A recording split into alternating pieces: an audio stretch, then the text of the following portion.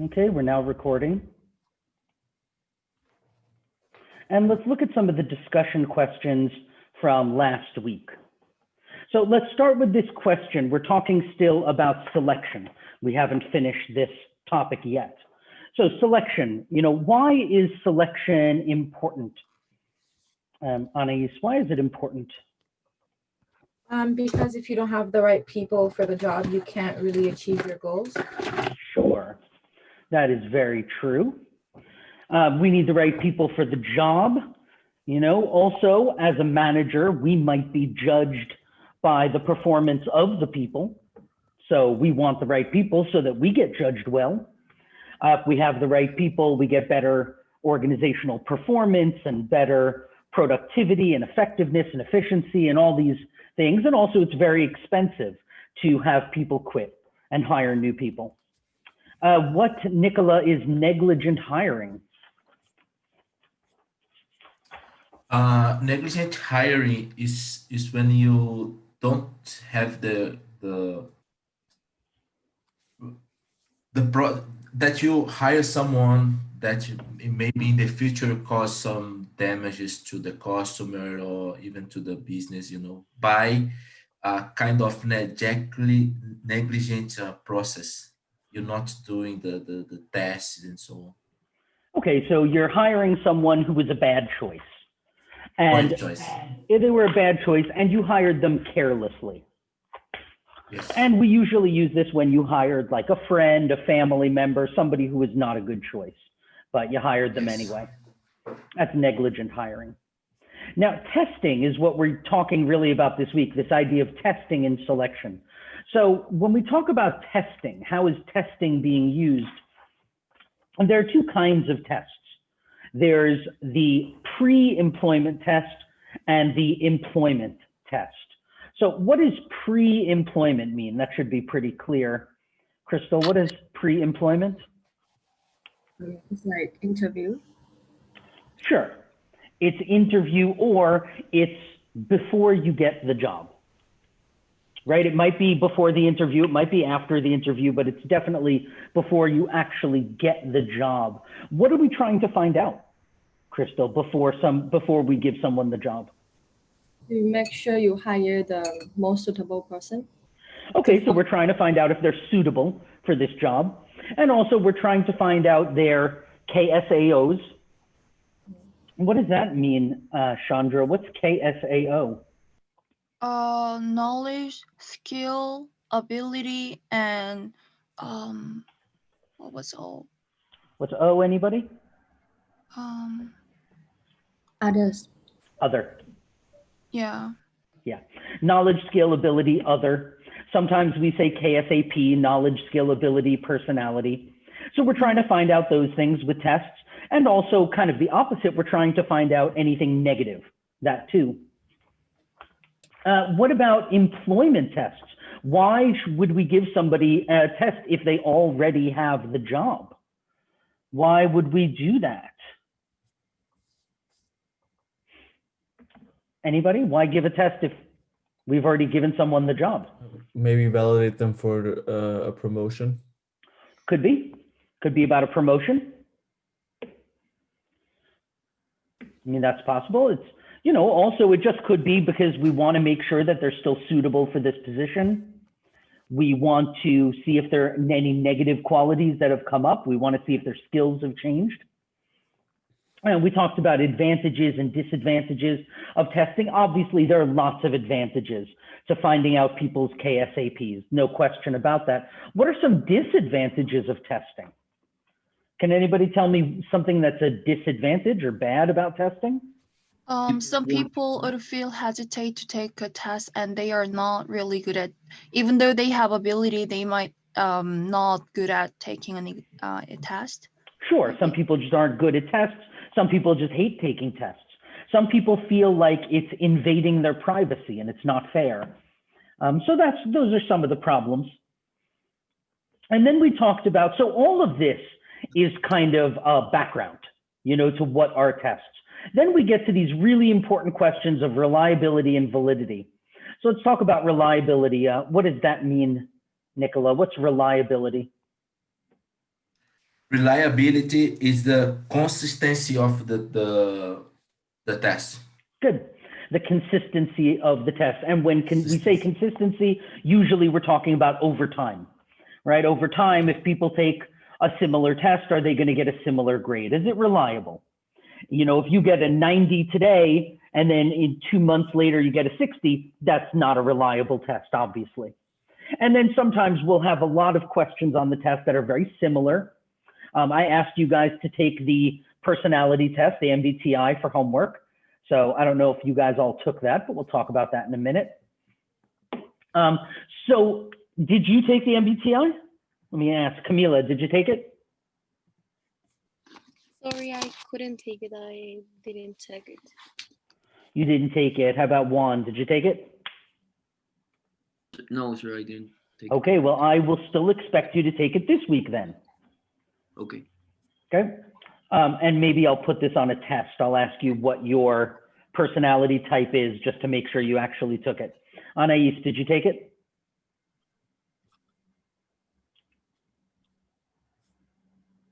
No, sorry, I thought my mic was on. No, nobody, did anybody take the MBTI? I took it. I took it I too. took two. Okay, good. So some of you took it. Who said they took it? Was that Chandra Yeah. and Crystal? Yeah. Okay. And Bella. Oh, and Bella, Bella's here. Okay. I don't know where Bella came from. I don't see Bella. I see Abigail. Crystal, what's your MBTI type? It gave me like three like possible suitable match, mastermind and counselor. No, no, no. I'm asking what your type is. What are the 4 letters? Oh, NIFJ. Sorry, INFJ. INFJ. Okay. INFJ. And Chandra, what's yours? Mine is ESFJ and ESTJ. Why do you have Both. 2 of them? I don't know. It gives me 3 of them, but the highest one is ESFJ, the provider. ESFJ. That's interesting. Yeah. Okay, cool. And so you guys probably saw that there is an internal comparison estimate going on in that test, which is there are a lot of questions that ask the same thing. They just keep asking the same thing again and again. And they're doing that for reliability. Validity we talked about. What is validity? What does that mean, Bella?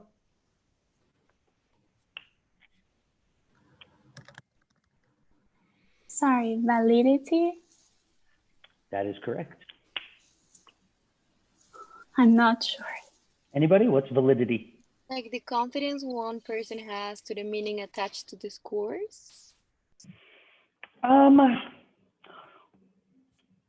mean, I guess that's sort of true. That's not really, I mean, it depends. When you say a person, it wouldn't just be a person, it would be the HR department. Yeah, like yeah. Isn't it to measure job performance? Well, it measures if this test predicts job performance. So as Camila said, if I work in HR and we are very confident about this test, what are we confident about, Camila? If what we measure, it's supposed to be measured like accurately. Okay, so we are confident that this test does measure what we want. Yes. That's validity. So if we have a test that measures honesty, we expect that if you get a good score on the test, you are honest. That would be a valid test.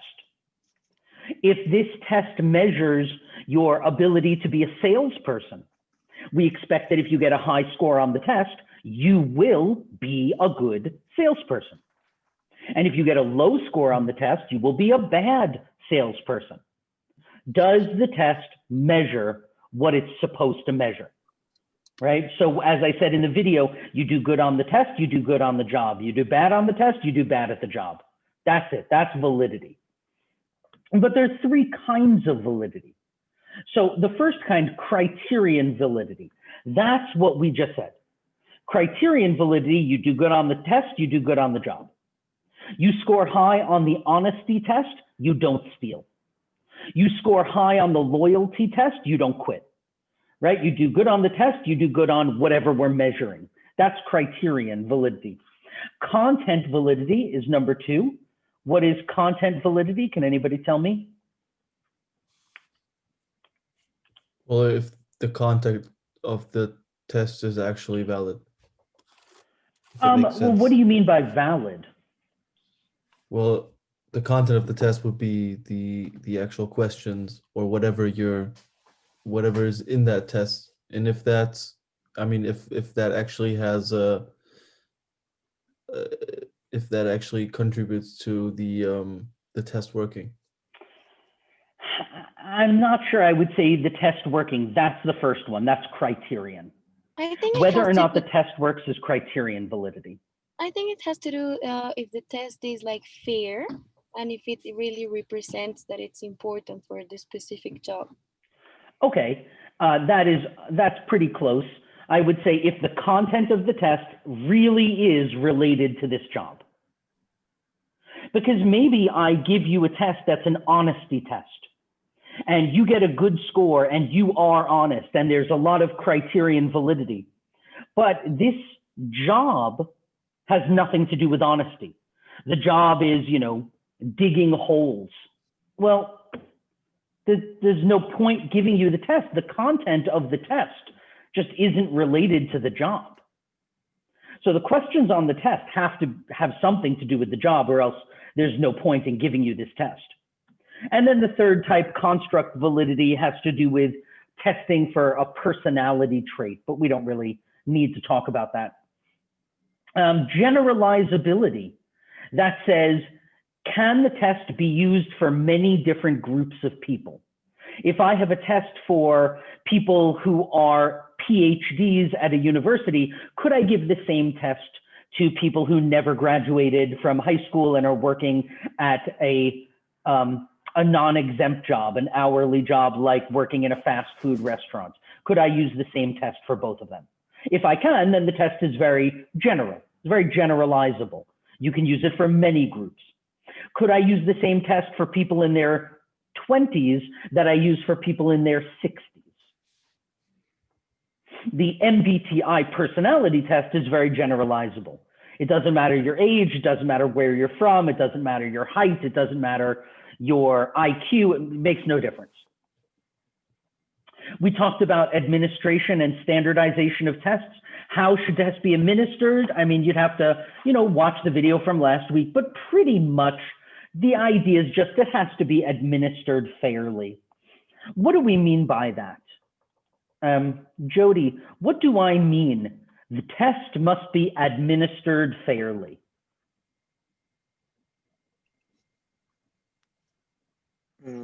Maybe the test should be fair for everyone.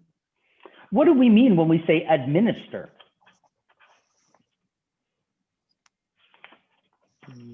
No idea. Anybody? What does it mean to administer a test? You Would give be the test implemented out. like the same You, way. you give them to people and then they do it. That's administering. Okay, so administration has to do with giving people the test. One, how can we make sure we are giving the test fairly? Use the same Like- way for everyone, like the same procedure for everyone. Okay, so, it should be, if one group takes it in a quiet room, everybody should take it in a quiet room. If one group takes it in a dark room, everybody should take it, it should be fair. You shouldn't have one group that takes it when there's construction outside and the teacher is eating, food that smells bad and the television is on, and then another group take it in the morning when it's very quiet. That just wouldn't be fair. It has to be administered pretty much in the same way. That's one thing about administration, is that the test has to be given in this very fair way. So there are really two things we're talking about with administration. One is giving the test in a fair way. And the second thing is I would say, can I say this, like interpreting the test in a fair way. So remember, not every test is a yes or no, or choose the number, or multiple choice test. You remember last week we talked about a Rorschach test. Crystal, what's a Rorschach test? It's like a projective test. Like they want to project your personality or your thinking into what you can. Right, it's a projective test. So for example, a test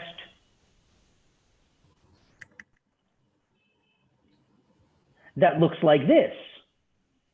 You know, one of these tests. Now, I could give the test to everybody in the same way, but am I qualified to interpret this test? What if Jody says, I see an angel, and Juan says, I see a scary face? And I say, oh, okay, well, Jody's a good guy and Juan's a bad guy. Easy. Anais says, I see a butterfly, and Bella says, I see a dragon. I say, well, okay, Anais is good and Bella is bad. I mean, is that fair? Juan, is that fair for me to make those kind of judgments?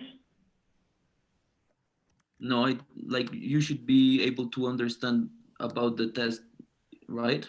Like how can someone understand this test? Well, if you're a psychology, like if you're, this is like a psychology test, right? Correct, yes. So you have to be able to understand certain patterns to be able to give the test, right? Right, and that's it. So when we say interpreting the test in a fair way, are you qualified to give this test? Not everybody is qualified to give every test. And tests need to be given in a fair way. That means like the time of day, the noise, the smells, but it also means that whoever's actually administering the test needs to be able to interpret it in a fair way. Then we talked about standardizing the test. And that means the test should be, you know, the same test for everybody. Everybody gets the same test. Now, one difference would be, it's okay if I tell Jody, look at this picture, and I tell Juan, look at this picture, and I tell Anais, look at this picture. That's fine. It's the same test. You don't all need to look at the same picture or finish the same sentence. It's still the same test. Security, you just need to make sure that the tests are safe and secure. The results are not being put on the internet. It's private. Then we started talking about, oh no, I think that's pretty much where we stopped. Oh, that's why you guys didn't know the answer to that, because that's where we stopped. Okay, so this is where we will start.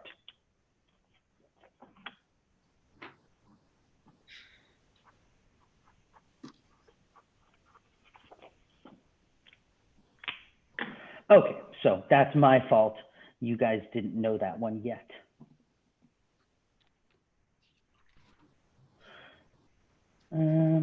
Okay, generalizability, and here we were test administration. So talking about test administration, what we're talking about is making sure that the tests are given to everybody in a fair way, right? And then the question that I said, you know, am I suitable? Am I qualified to administer this test? And the answer is no, I'm not. You know, as the APA says, the American Psychological Association, and you don't need to write this or anything, but you know, you need a degree of training to administer a test. No, it depends on the kind of test. Do I need special training to tell you the MBTI website and tell you go take the test? No, I don't need any special training for that. It's all on a website. But there are some tests like this test, the Rorschach test, that I would need special training. I couldn't just give it to you. That wouldn't be fair. So that's the idea of administration. And generally, as I said in HR, we often buy tests. And when you buy a test, generally the publisher will say what kind of psychological training is required. How do you interpret the test? Do you need to hire someone? The employers might choose staff if they have the right training to do the test, or they might even send the staff out for professional training to do the test, or they might hire someone from outside. It depends on the test. It depends on how much money they have. Look, if you're working for a big company, it's not a bad idea for the company to send someone out and get some training.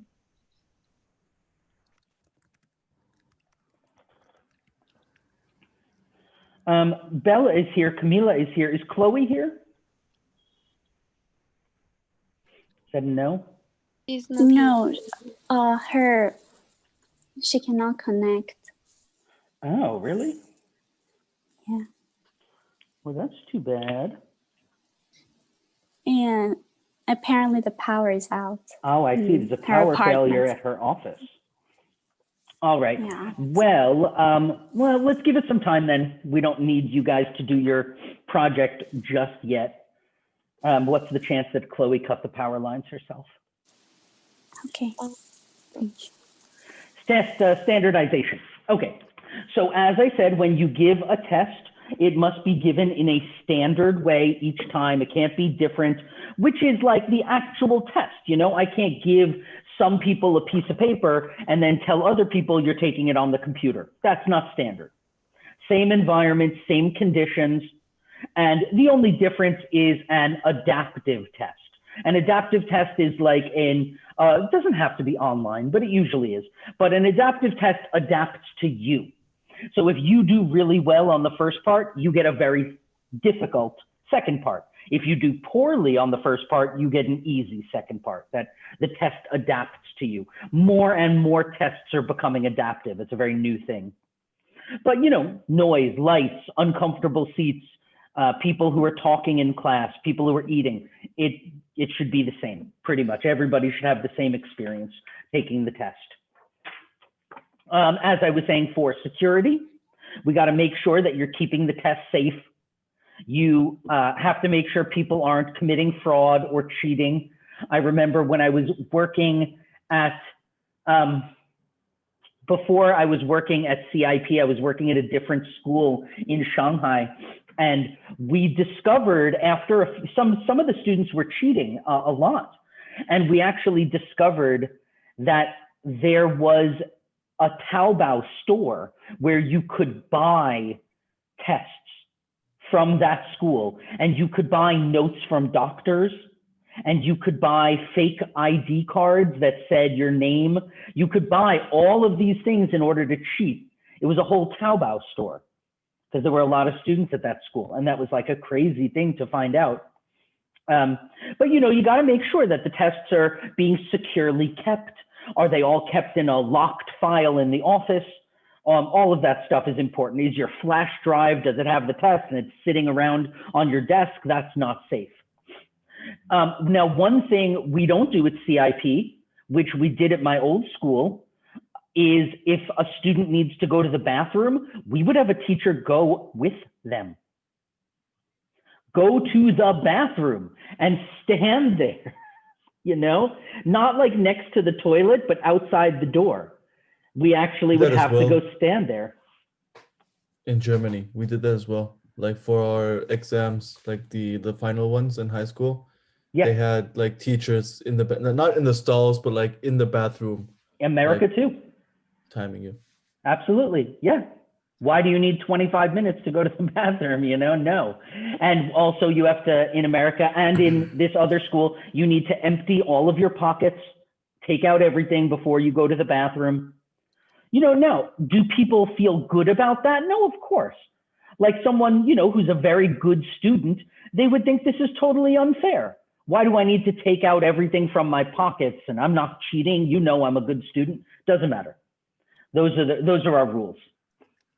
I think it's the American Management Association on page 93 of their text, if I'm remembering right. Yes, on page 93, there's a very nice part. If you ever work for HR, and you have the materials from our class, On page 93, they have some very nice language that you could just copy that talks about, you know, because when you're giving tests, you need to have a written document that you give to the employees that tells them, or the applicants who want the job, that tells them the purpose of testing and how you're going to test. And they have a lot of language here that you could just copy and paste, and then you have your document that you give to applicants. That's really useful. So it talks about the objective of testing, you know, the company's commitment to hire qualified individuals to fill positions. And, you know, it talks about following the employment laws. They have a whole paragraph about that. Who will be tested? You have to tell people that. You can't just say, okay, I'm going to test you and no, you have to tell people who is going to be tested. Who will conduct the test? Who will interpret the test? What will the conditions be like? What tests will you give? We expect in the modern world that all of this information is given to applicants or to employees before you give them a test. So there's a nice description in the book. In terms of the format of tests, you know, you have to decide if you want to give an individual test or a group test, a structured or an unstructured test, a written test or an oral test, a written or hands-on performance test, a speed test, which has a time limit, or a power test, which has no time limit, a test that's about facts or a test that's about judgment. There are lots and lots of kinds of tests. So now let's start talking about some of the kinds of tests. And then that is what the presentation is about today, if we can get that going at some point. But that's what the presentation is about. Okay. So some types of tests. You know, I expect you to know 4 basic kinds of tests for the final exam. As I said, the midterm covers our first 5 subjects, which, if I'm not mistaken, does include selection, right? We're talking about the intro to HR, the laws and discrimination and sexual harassment, all of that, strategic HRM, recruitment and selection. Yeah, so this is on the midterm. So we're talking about, you know, right now it's week 7? Yeah, so it's week 7, this is our 6th class. So right, you know, the end of next week is your midterm. So this stuff is on your midterm. I guarantee. I am the one who wrote your midterm. So I guarantee it's on your midterm. I want you to know 4 kinds of tests. So let's talk about these 4 kinds of tests. The first kind, basic, drug and alcohol. Drug and alcohol is a kind of test. If you're working in HR, you have to know about these. Do you think all jobs should give a drug and alcohol test, Crystal? No. No, just some jobs. What about schools? Should we give students a drug and alcohol test? No, not necessary for everyone. No, not if we want students, we shouldn't. You know, but what we could do is use like critical tracking tests would be a good idea. So what's a critical tracking test? Well, a critical tracking test says, if you think that someone might be drunk or inebriated, which means on any substance right now, then you have a reason to give them a test. You know, if you come into class and you are, you know, maybe your pupils are dilated or something, that would be a papillary reaction. Your pupils are reacting and you know, that your eyes get very big, or you're falling down at your desk, or you're asleep, or you're slurring your words or something like that. Well, then I have a reason to believe that you might have a problem or you might be inebriated during class. Then we could do an on-the-spot check. That would be for cause. Of course, for both drug and alcohol, you can do a urine test, you can do a blood test. For drugs, they can also do a hair test. We don't do that for alcohol. For alcohol, you can use a breathalyzer test. And obviously, we don't really do these things sometimes. And, you know, China's obviously much more strict. it would not surprise me if China started doing drug tests on all students. You know, China is very, very strict on things like that. Do you Just a think? question. Yeah, Oh, question. go ahead. Go ahead. Oh, thank you, John. Can the employee say, "Oh, I don't want to do any tests"? I mean, are they obligated to do it? Yes, they are obligated to do it as long as it relates to the job, just like everything in HR and all this discrimination and tests. So if you work in the office and your job is to clean the bathrooms and we make you take a drug test, it's like, why? You know, why is this a problem that you might have smoked pot a week ago on a Saturday night, alone in your apartment or out with friends? Or I mean, what does this have to do with the job? Now, if you're a bus driver, that's a little different. So no, you're not required to, but some jobs could say, if you don't take this test, we just can't let you do the job. So it does depend on the job. I find that to be pretty crazy. Why? That's very illegal here. Define here. Germany, where I'm right now. Oh, so you cannot give a bus driver a drug test? No, of course not. The only one who's allowed to administer a drug test are the police.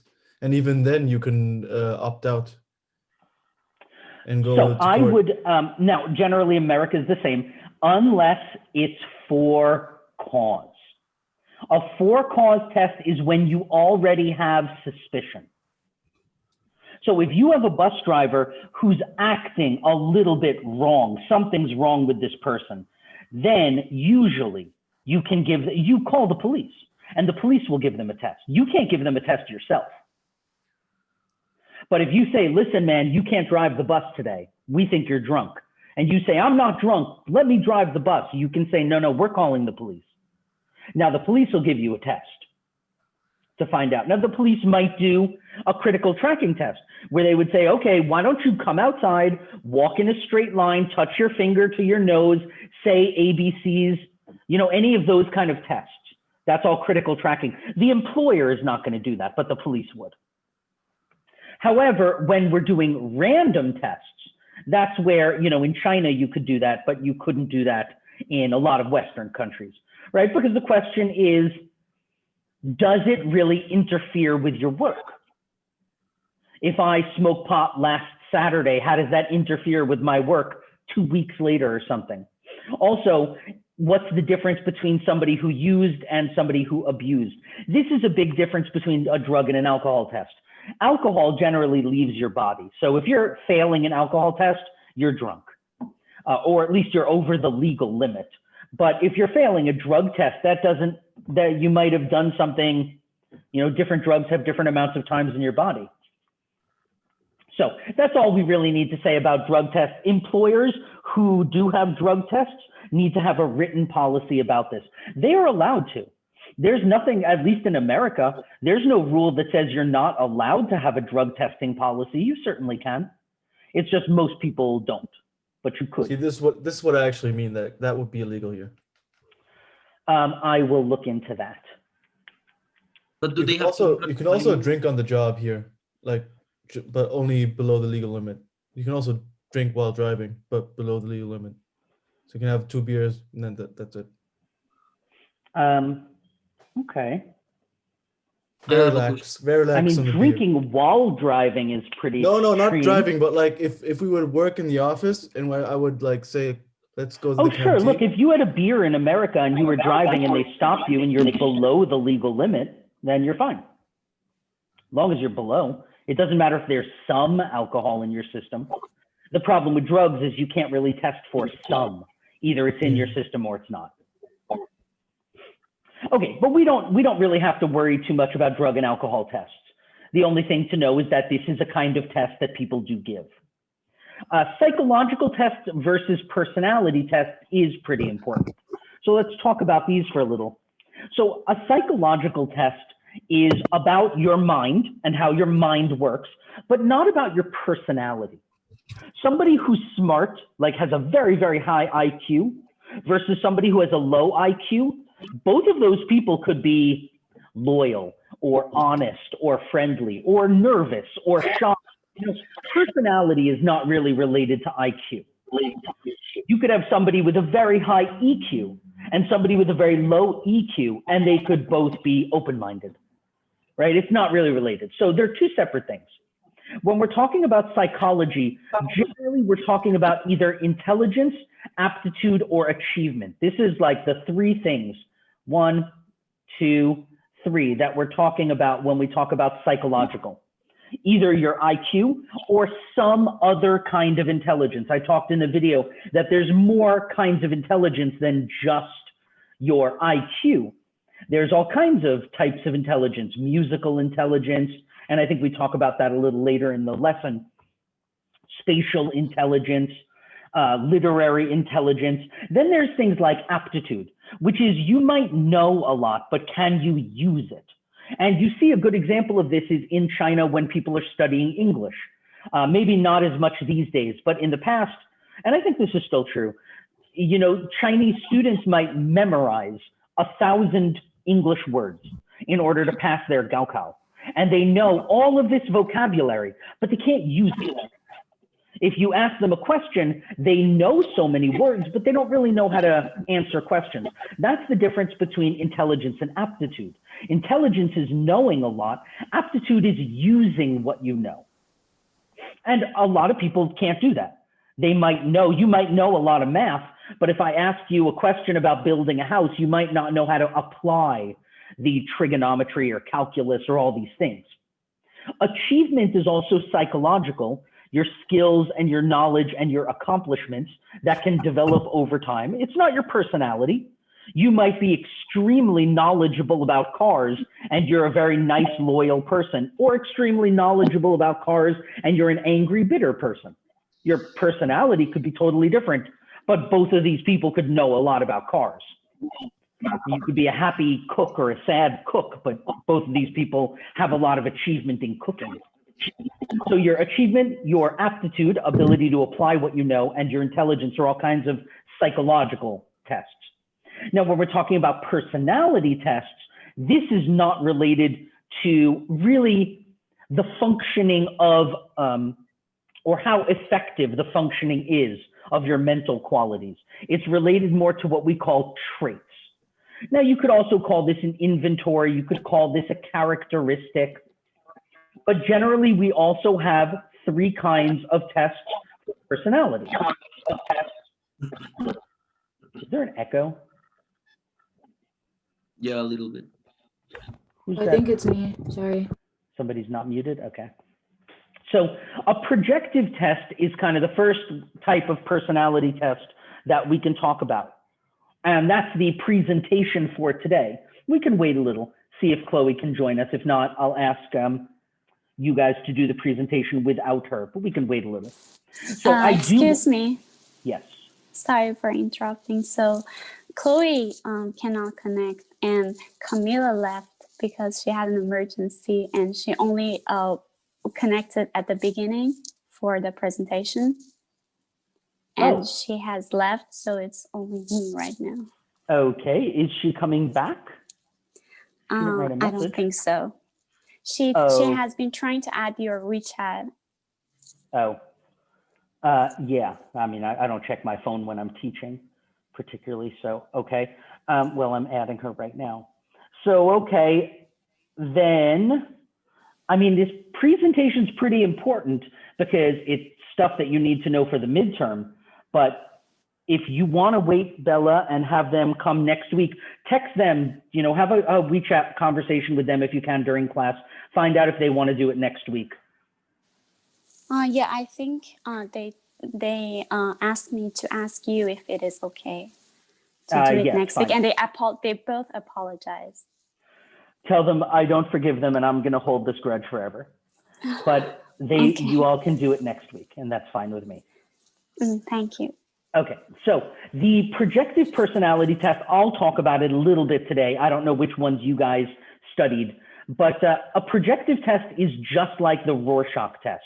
It's like having a projector and there's a screen, and through this test, you are projecting your personality onto this screen. So we'll talk about that in a moment.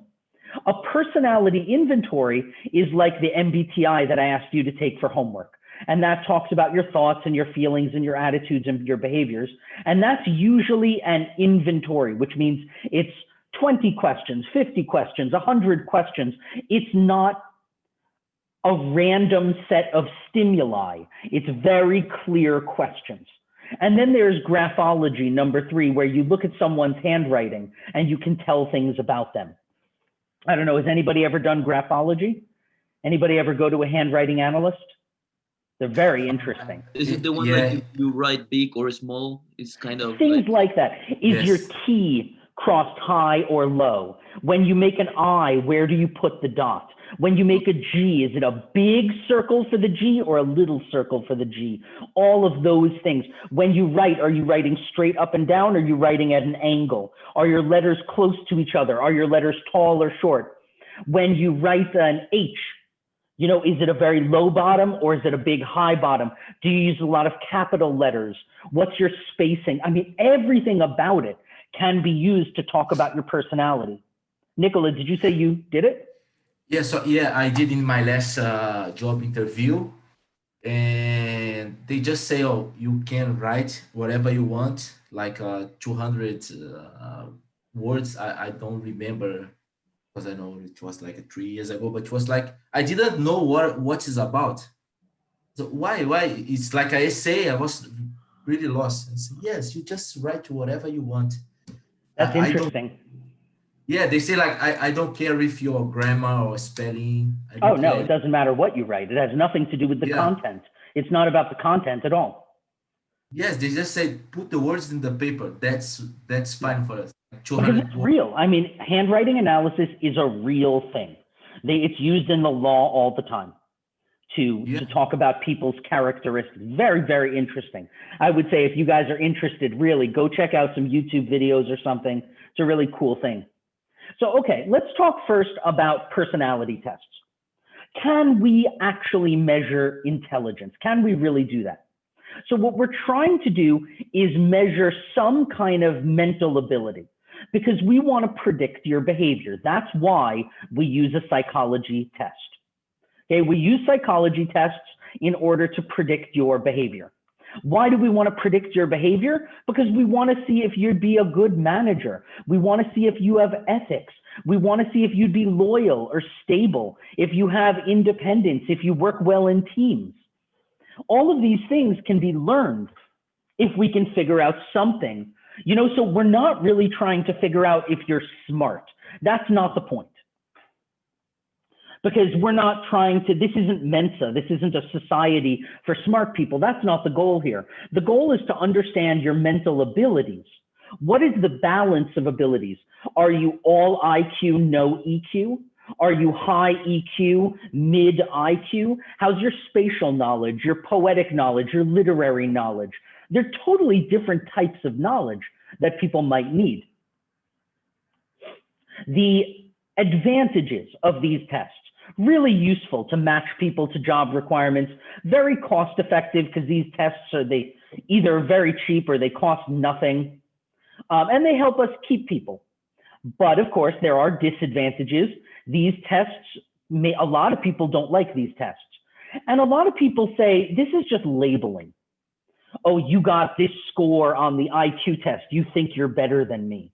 When it's like, come on, we all know that this has nothing to do with anything. It has nothing to do with happiness. Getting a high IQ is not actually related to happiness. We talk about that a lot more in organizational behavior class. But lots of studies have shown that people who have high IQs are not any happier. You know, the happiest people are the people who usually work with their hands, to be honest. Farmers, people like that, painters, people who make things tend to be happier. So there's a lot of disadvantages to taking these tests, but they're very useful to us. So we are going to keep using them. Different types of tests. We could, as I said, give a general intelligence test. That's like IQ. We could give an aptitude test to see, can you use the information you've learned? We could give a knowledge test, which is like an achievement test. We could give a work sample test. That's also kind of achievement test. So we generally have those three kinds of psychological tests. IQ, or intelligence, how quickly does your mind function? Or, what's your pattern recognition? Different things like that. I once took a test where they just give you a page full of numbers. That's it. And you have 30 seconds, look at the numbers, remember as many as you can. That's it. It's not IQ, but it's a kind of intelligence.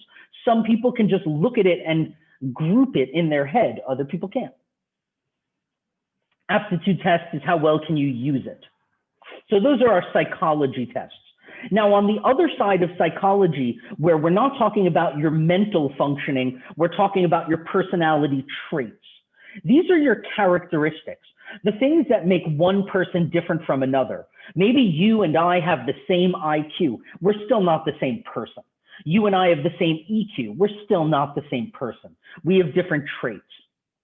And this is really, really important because personality is very, very subjective. So we have to be careful because if we judge someone's personality, it's easy for the employee or the applicant to say, who are you to say that I'm closed-minded or I am not conscientious or that I am shy or that I am not honest? How can you say that about me? You didn't give me the job because I'm not honest. You don't know me. So it's very subjective to judge people's personality. So we do want to be careful of these tests. Obviously, they also have advantages and disadvantages. So advantages, again, we want people to match their jobs. That's like one of the biggest things here. We want to get a good picture of these employees. And because this reduces our costs, we don't want people to quit. We want to keep our turnover low. Disadvantages. It is very difficult to really measure personality. Also, personalities change. So your personality today might not be the same as your personality 2 years ago. Ethan, do you think you had the same personality when you started high school that you have now? Absolutely not. Really? No, What do you because think? I think I'm a little more motivated now at the end of high school. To be frank, I like smoking weed. So now I don't. So it's like I just became more motivated and just more focused on what I actually have to do. And I think that does kind of come into my personality because I'm not as lazy or unmotivated. Yeah.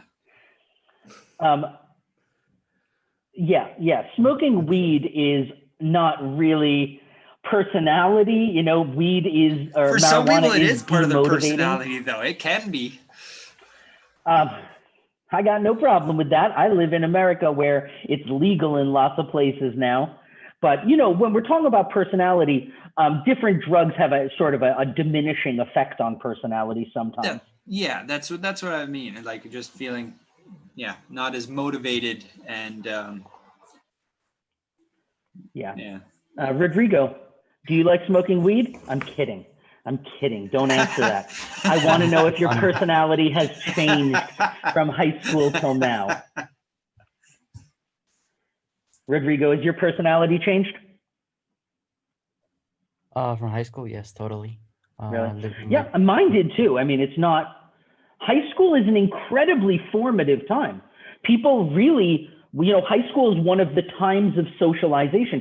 This is one of the biggest issues in the Chinese education system, is that in China, and this is true in East Asia in general, but in China, they are so busy studying for the Gaokao, 12 hours, 14 hours a day, there's no chance for socialization. Studies have shown that in China, who they are when they enter high school at like 13 or 14 and who they are when they graduate, almost the same. But if you look in the West, you have these gigantic changes in personality. And that is so important because it means when Chinese students are going to university, their personality hasn't started to really change yet. But of course it does, it will. Personalities do change over time as you're more independent, as you spend time with different people, as you're around different environments. Also, one problem with personality tests is it kind of assumes that each job has one kind of personality, when that's not really true. A salesperson, not every salesperson needs to be extroverted, but we have a tendency to think, oh, a salesperson should have this kind of personality, when it's not totally true. So there are disadvantages, but personality tests can be very, very useful. We also can test for, and this is also part of personality, is testing for integrity, which is like honesty. Now, it is illegal in most places to use what's called a mechanical test. And that is where you connect someone to a machine. I mean, I once took a polygraph test. My first job interview out of college was with the NSA, if anybody knows what that is. So it's like they are the people who watch the CIA in America. And I had a 4-hour lie detector test where I was strapped to a bed with like things all over my chest and things on my wrist and my fingers and things on my head, and 4 hours of questions. And then after that, you would take a written test. And then after that, you would meet with a psychologist to discuss your answers. What kind of questions did they ask for the polygraph test?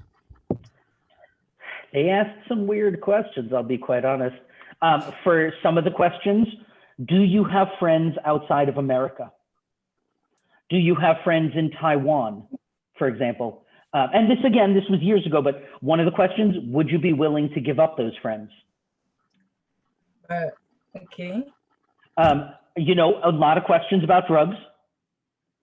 And then general questions like, is there anything you haven't told us about your friends? Is there anything you haven't told us about drugs?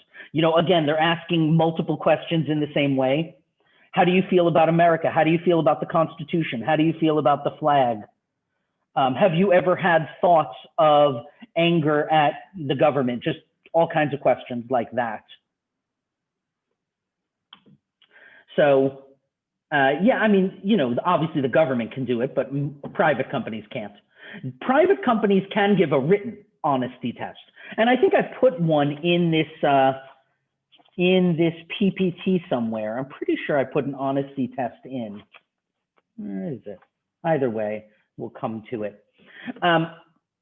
Overt tests or veiled purpose tests are the sort of two kinds of honesty tests. And overt test is where it's very clear what you're asking. You know, are you an honest person? It's very overt. A veiled purpose test is asking irrelevant questions like, have you ever borrowed money? That, you know, you wouldn't think that that has anything to do with honesty, but pretty much everybody's borrowed money. And so if you say no, it raises questions like, why are you saying no? Everybody's borrowed. What, are you the one person in the world who never borrowed money? Why are you saying that? And that's a veiled purpose test, asking what seems like very casual questions, but they're not really. And then physical, but let's wait for a second before we talk about physical. Now, that's the way that these tests are talked about in the Dessler book. But in the American Management Association text, they talk about them differently. So let's make sure we understand the way they talk about them in that textbook too, which is they talk about cognitive as having to do with the mind. So for cognitive, that's where we have our psychological tests. That's where we have our achievement tests. This knowledge, that would also be the aptitude test. So the same thing, psychological, achievement, aptitude, and personality. In the American Management Association, they're calling this cognitive. So that's fine too. It's still the same thing. Tests that are related to the mind, right? The idea of everything that is in your mind. And it could be IQ tests. They talk in the textbook about some of the basic IQ tests. The most popular one is called the Stanford-Binet test. When children get tested, that's usually what they use.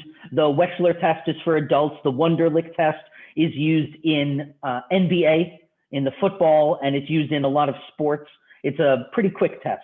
You could find it for free online. It's like, 20 minutes or something. Aptitude tests are like the SAT in America, the Gaokao in China. Now, the Gaokao in China is a little less aptitude-based, which is why in the Chinese education system, they do struggle with problem solving, where the SAT in America is more about that. When I took the LSAT for being a lawyer, that was all problem solving. They don't really care. I mean, you do have to memorize a lot, but it's all about problem solving. When I took the GRE, that was a little less, a lot less problem solving, and much more about your ability to do math and write.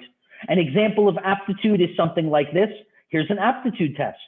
If the driver turns clockwise, which gear will turn the same way as the driver? Crystal? No. That is not a possible answer. The answer is A or B. But I love the answer no to this question. Which one will turn this way? B. A or B? B. Correct. Right? Because A will turn, this one is turning this way, A will turn this way. If A turns this way, then B will turn this way. So the driver and B will turn in the same direction. Now that's not memorizing anything. That's mechanical comprehension. As I think I mentioned on the video, I have a friend who got an internship at, I think it was Microsoft or Apple, I forget which. And the first part of the interview was 10 questions on the telephone. You have 1 minute per question. If you get them all right, then you get to fly to California, and they put you up at a hotel, and they do, give you all this stuff for your interview. But you have to answer all 10 questions correctly first. And I only remember the first question. And you guys might know this question. It's like a sort of a famous question. But the first question is, you're in a room with 3 light switches, 1, 2, 3. That's all. It just says 1, 2, 3 on these light switches. And down the hall and to the right is a room with 3 light bulbs. And the light bulbs say A, B, C. Now you can flip these switches however you want, and you can walk to that light bulb room, but you cannot come back. Once you're there, you're there. And you need to determine 1, 2, 3, which switch goes to which light bulb. How do you do it? You have 1 minute to answer the question.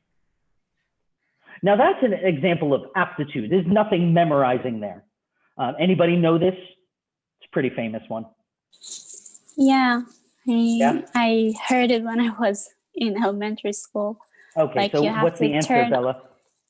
I think, if I remember correctly, you have to turn on one light, leave one light off, and the third one, you have to turn it on for some time before entering the room and turn it off, so the light bulb will be hot when Correct. you enter the room.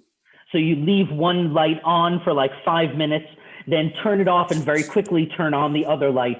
You go to the room, you have one that's on, one that's off, and one that's hot. Would that So even that's, work nowadays? Like kids grow up with LED lights and stuff. Like, would they even understand what heat, I think light still produces heat. I mean, I don't maybe, think I don't know, but it's an LED older light question. won't bother if you just turn it on for a second or two. Maybe you tell them it's incandescent light, not fluorescent. Either way, these are examples. So next is physical. Physical is both strength and motor. So what's an example of a motor skill? Like how fast you can type, how quickly you can turn something with your hand is motor. How quickly you can take bottles from a conveyor belt and put them into a box. That's a physical skill. It has nothing to do with strength. How quickly you could wrap something in a piece of paper. All of that is physical. And so the things that test for that are dexterity. How quickly can you take things, move things, hold things, place things? How quickly can you put coins in a box? Those are all dexterity tests, but it's all physical ability. There's not too much more I want to say about physical ability than that. Then personality. And personality is, it's an interesting point because most people are hired based on their qualifications, their resume, their interview, their abilities. But that's not why people are fired. People are fired because of their personalities. And so it's really important to have tests that test for people's personalities. And that gets us to this idea of how we measure personality. We can't measure personality in exactly the same way. And I said there are three ways that we can measure it. One would be handwriting. One would be an inventory, like the MBTI that I do want you to do for homework, right? So MBTI is like, maybe I didn't put it down here, but MBTI is similar to the Big Five. The Big Five tests for these, and it asks you a lot of questions to tell you, are you extroverted? Are you emotionally stable? Or are you, what's the opposite of emotional stability? Neurotic. So can somebody tell me a kind of job where you want someone who's not emotionally stable?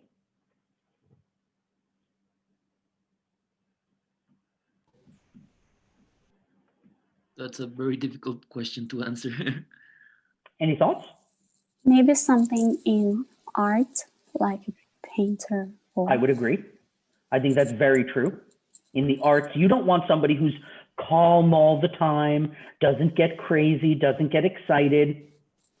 You know, that might be true for anything related to decoration, interior design. I want somebody who's a little crazy. Can't be related to like, but nowadays we use the home broker with finance. But if you think like a long time ago, when they are working the stock exchange, everything I might agree. It depends what area of finance.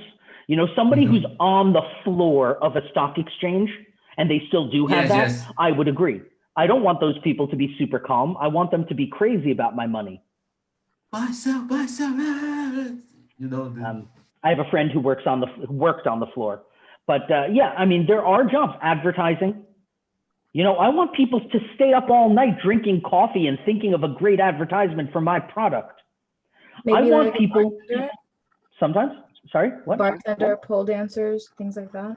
A bartender, pole dancer. I would say a pole dancer, I would agree, although I would just say a dancer. I think we can take out the pole. But bartender might want to be emotionally stable. But sure, you know, the point is there are jobs where you want people to be a little bit crazy.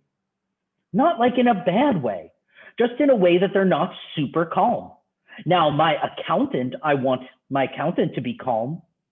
I want my coach to be calm. I want my exercise trainer. No, I don't think I want my exercise trainer to be calm. I want them to be neurotic a little bit. But you know, the point is there's all kinds of different personalities that you want. And so the Big Five is like the MBTI. I expect you to know the Big Five for your midterm to understand that the Big Five is these five, 1, 2, 3, 4, 5, and that they determine personality. The MBTI is just like these. What's the difference between the MBTI and the Big Five? Can anybody tell me that? How about Chandra? What's the difference between the MBTI and the Big Five? I'm not sure. I don't know. Okay, well, the difference is, hey, Chloe and Christine. Welcome to the party.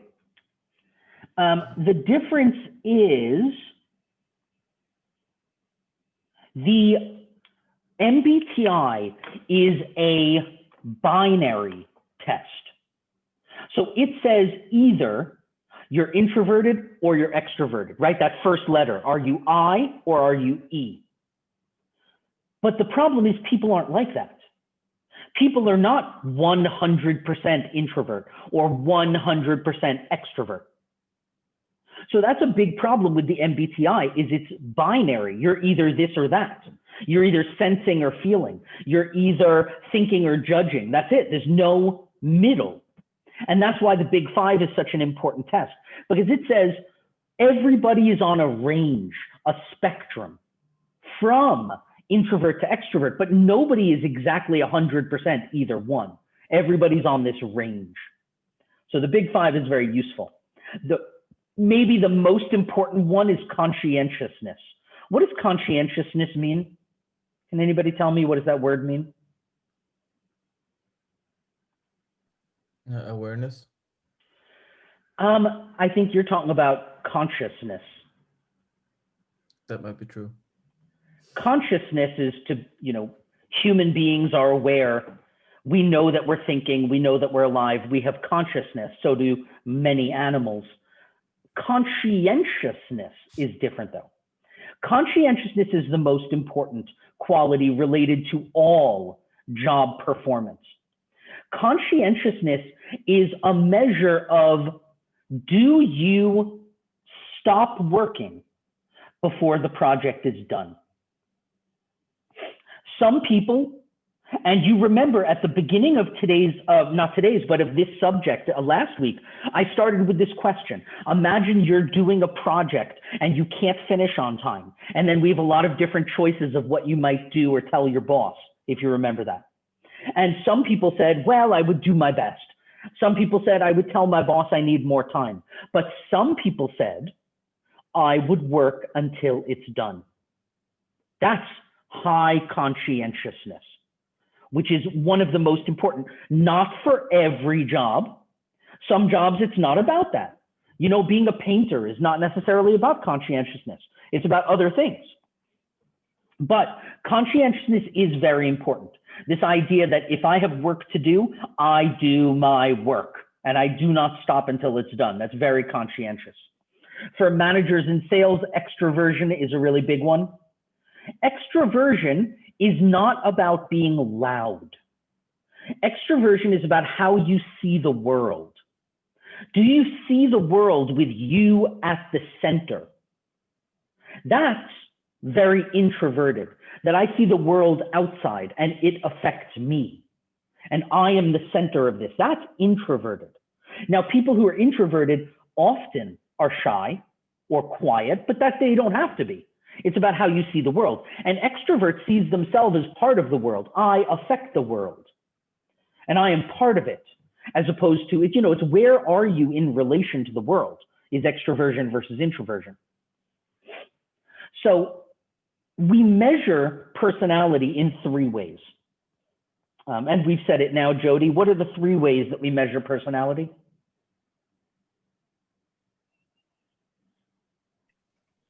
Projective tests, personal inventories, and graphology. Good. So projective tests is one way. Personal inventories, which are like the big five, this is an inventory. Just like if you're working at a job and you need to see what products do we have, we need to do an inventory to see what we have and what we need. So an inventory is when you answer a lot of questions, and graphology is handwriting. So we've talked now about an inventory. Now let's talk for a little about a projective test. A projective test is when you are given ambiguous stimulus. So Chloe, you and Bella will wait for Camila and do this next week. Is that the plan? Okay. Yeah, I think so. Okay. So okay, then fine. But then not think so, you have to do it next week. Yeah, so, no, okay, so you get an ambiguous stimulus. Ambiguous means not clear, right? It's not clear. If I show you a picture of a cup, that's a cup. But if you look at like a Van Gogh painting, or you look at some art, that's not really clear what it is, just like this Rorschach test. And I had asked you guys for the presentation, which we'll see next week, to talk about some of these. Did you guys, for example, in your presentation, do you talk about house, tree, person? Yeah? Do you talk about maps? Maps, I'm not sure, but MMPI and also MBTI, plus two other tests that Camila is covering. So then I'll talk about maps, since you guys didn't talk about this one. Maps is interesting, and it's a test where everybody here has seen cartoons, right? Or manga. things like that. So what they would do in a make a picture story is I would give you 5 little cartoons. One would be, for example, a person sitting on a bed. It's just a cartoon of a person sitting on a bed. Like, let's say it's a woman. Then another cartoon of a woman walking on the street. Then another cartoon of a woman eating lunch in a restaurant. Another cartoon of a woman looking at her watch. And one final cartoon of a woman standing in the rain with an umbrella. And I would say, I want you to take these 5 cartoons and I want you to put them in whatever order you want and tell me the story. Now that's very ambiguous. It's not clear. But the way that you put these cartoons together and then the story that you tell me could project a lot about your personality. You know, and it's not about, is your story happy or sad? That's not the point. It's really about, if anybody here has studied things like, has anybody studied McClellan's needs theory of motivation? If you took OB with me, you did. But things like McClellan's needs theory of motivation is that there are 3 needs. Everybody needs power, everybody needs affiliation and social relationships, and everybody needs, what's the third one? Need for achievement. So everybody has these needs. Well, some people might tell a story about a woman and other people in the story. Some other people might tell a story about a woman going to work and her achievements. Another person might tell a story about the woman and the bad weather, and that has to do with power because you can't control the weather. So what you tell a story about goes to a lot about your personality and what kind of person are you and what do you need in life. It's not about, are you a happy person or a sad person or a nice person? It's not really about that. We're not looking to see if you're nice or something. Chloe and Bella, did you guys talk about the GCI? Yes. Yes? Okay, good. Then you'll talk about it next week. But I expect you guys to know this stuff for your midterm. So make sure you read the PPT and you're watching for next week. Okay, so we've talked about personality, we've talked about projective tests, we've talked about graphology. Now let's go forwards to the types of tests. So this was the MBTI that I asked you to take for homework. I still want you to take it. It's on a website that's Human Metrics. It's called the Young Typology Test. So I put the address on I think it was the last slide, but I want you to take it. So now types of tests. Tests could be online, they could be adaptive. These are all the kinds of things we talked about before. Tests might be like for a manager, you might have tests that are in groups.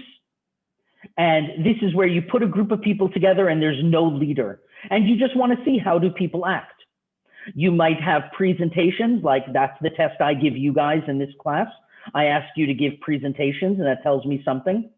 There might be an in-basket test where you sit down at a desk and the candidate for the job has all these reports and memos and we have to see how they handle it. And that it might be a test where you actually have them work for half of a day and do something like that. Okay, that's everything about tests. The next part has to do with interviews. So since we're beginning a new part, I think if you want, we can take a little break right now. Want to take 10 minutes? Okay, sure. We'll take a 10-minute break now.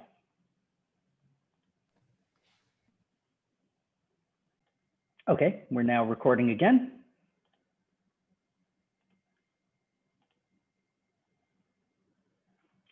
Okay, so now we're done talking about testing. And now we'll go on to the next part, which is talking about interviews. Also something that you need to know for the midterm. So we're going to talk about interviews in this chapter. We also talk about interviews a little bit. We talked about them a little bit in the last chapter. We talked about different types of interview questions. So we're going to get a little more into that now. I don't need to tell you what is an interview. Obviously, you know, it's a way to get a person's responses to questions. You ask questions, you get responses. And what we're talking about is a selection interview. This is an interview where we're trying, again, to predict future job performance. That's our goal in the interview. We're not just trying to find out about you. Are you an interesting person? I mean, that's great, but we want to know how you're going to do in the job. So there are three things I want you to know about interviews. Number one, structure. Number two, types of questions. And number three, administration. And last week, we talked about a little bit about structure. We talked a little bit about types of questions, if I am not much mistaken. Right at the end of 4A, workforce planning and recruiting, yes, we talked about the 5 types of questions. So we're going to go back into that now and make sure you guys know that, because that's important. Because in addition to planning what kind of tests you're going to give before someone gets a job, or if someone is already working at a company, you also really want to plan your interviews. So first, structure. Now, there's only 2 kinds of structure, so that's very simple. There's structured and non-structured, and that's it. That's all you need to know about that. And what's the difference? Structured interviews, for one, pretty much are better, and they're planned. What's a non-structured interview? It's not planned. So I don't know, has anybody ever had a non-structured interview? They're pretty rare. But how would be this like? It's like a conversation. Yes, I once had a non-structured interview and it was very weird. No, that's not true. Twice I had a non-structured interview. One time when I was in university, I had an internship during the summer at a think tank in Washington, D.C. To study. I was studying questions about China and the military, but it was at a think tank. And the guy who gave me the interview just asked the weirdest questions. It turns out he had just quit the job, and so he didn't care. But one of the questions he asked me was like, imagine that you're selling yourself to us. How would you sell yourself? Things like that. And maybe he asked that to other people. I don't think so. The most non-structured interview I ever had was a job as a lawyer in New York, in Brooklyn, where this was a very small law office. It was just one lawyer. It was his office, and he was looking for a partner. And so he wasn't interviewing lots and lots of people. And one question he asked me was, what's a table? That was the main question of the interview. What's a table? What's a table? What's a table? Like table. Yeah, like table. Like something like that. Like your kitchen table. Yeah. Christine, what's a table? Sorry. Hey, I got the job, so I know what a table is apparently. But what's a table? A table like that I study on or eat on? Correct. Okay. It's a hard rectangle area, and I put things on it. It supports things and brings people together. Brings people together? When they eat dinner. That's the kind of like just buttering up answer I'd give to that. Just. Okay. What answer did you give?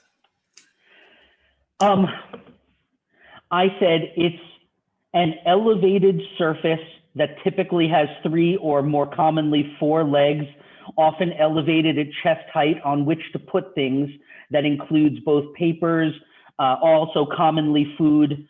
It can be in a variety of shapes. Typically it's square, rectangle, or circle. Often more than one person sits at it, and usually sits using a chair.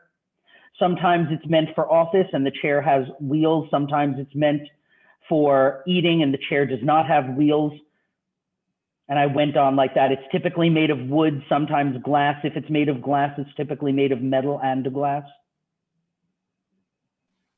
That seems like a good law answer. It was. Occasionally, a table is on an incline when used to draw, for example, in architecture. You know, just like keep going with it. Keep going. Just keep on going until somebody can't not see it. So a structured interview is planned, right? You know not only what questions you're going to ask, these are just examples, so if you're asking, let's say, about interpersonal skills, here's a benchmark of a 5 answer. So if I ask them, here's the question: describe a situation in which you had to deal with people who were upset about a problem. What did you do? That's the question. Now, with a structured interview, I don't only know my question, I know my benchmark answers. So what's a number 5 answer for that? Well, the person establishes and maintains ongoing working relationships with management, blah, blah, blah. I mean, you could read it on your own. An example: presents controversial findings tactfully to irate organization senior management officials. So, but this is big language and words. You don't need to use that. But the point of a structured interview is that not only do you plan what questions you're going to ask, you plan what a level 5 answer is. You plan what a level 1 answer is. Actually, we're going to do this together, but we don't do it until we get to evaluation, which is later in the semester, where we'll talk about different types of evaluation methods. Because there's lots of ways to evaluate an employee and to give them performance appraisals. And some of them do involve this kind of thing. But for now, I just want you to understand, non-structured is just ask them whatever you want. Structured is have questions and answers prepared, not just questions. That's structure. Now, types of questions. What kind of questions do you ask? So last week, we talked about 5 kinds of questions, right? Last week. They were competency, open-ended, hypothetical, probing, and closed-ended. And I related it to this. So a competency question. What is a competency question? That is the same thing as behavioral. Okay, so behavioral, and I can't really write on here comfortably, but behavioral question is the same as competency. So what does that mean?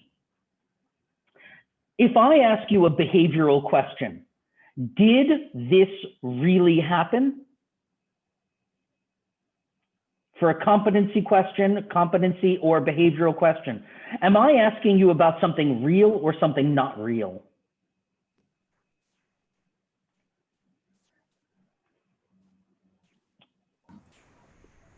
I'm asking you about something real or not real? Real. Real. Not Thank real. you. Yeah, real. Real. So a behavioral question, I'm asking you about something real. That's what I need you to know. Now, can you give me an example of a question about something real? Chloe, can you give me an example?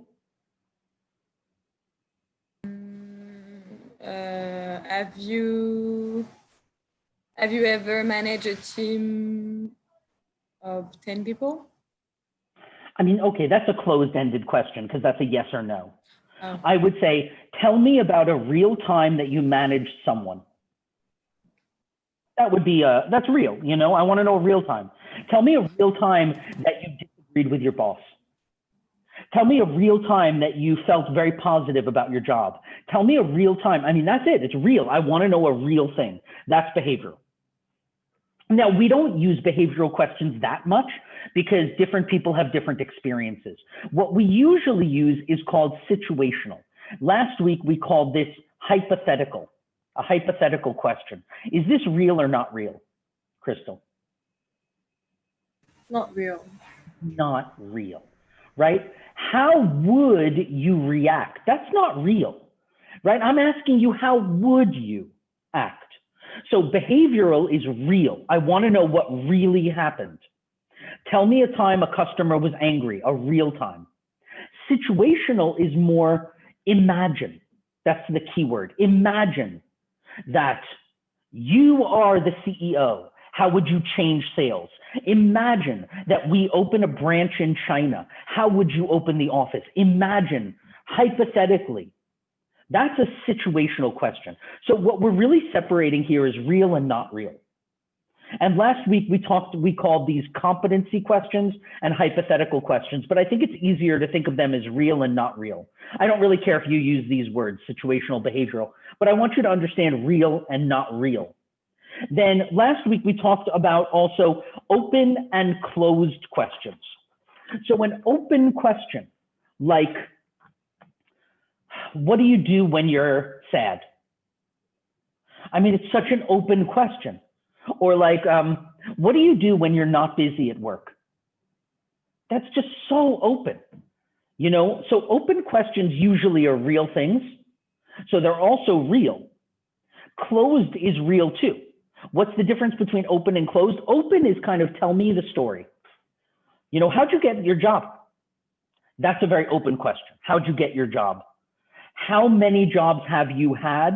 That's a closed question because there is an answer. There's a number. Closed questions usually have a yes, a no, or a number. Did you study calculus in school? Can you type 50 words per minute?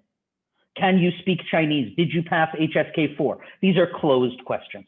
So we have open and closed. And then finally, we have these knowledge questions. And this is what we would call last week, open or closed. An open question is pretty much about your background. Tell me how you got this job. You know, tell me what did you study in college? Tell me why do you want to work in this business? I mean, that's so open.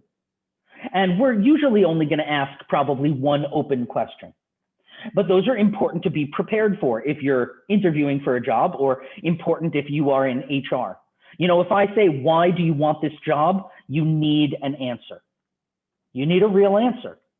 You know, and unfortunately, the honest answer, which is I want money, is not always a good answer. Knowledge questions tend to be closed, right? Did you study, you know, did you pass HSK4? That's just, it's a knowledge question. Yes, you did, or no, you didn't. So those are pretty much the kind of questions.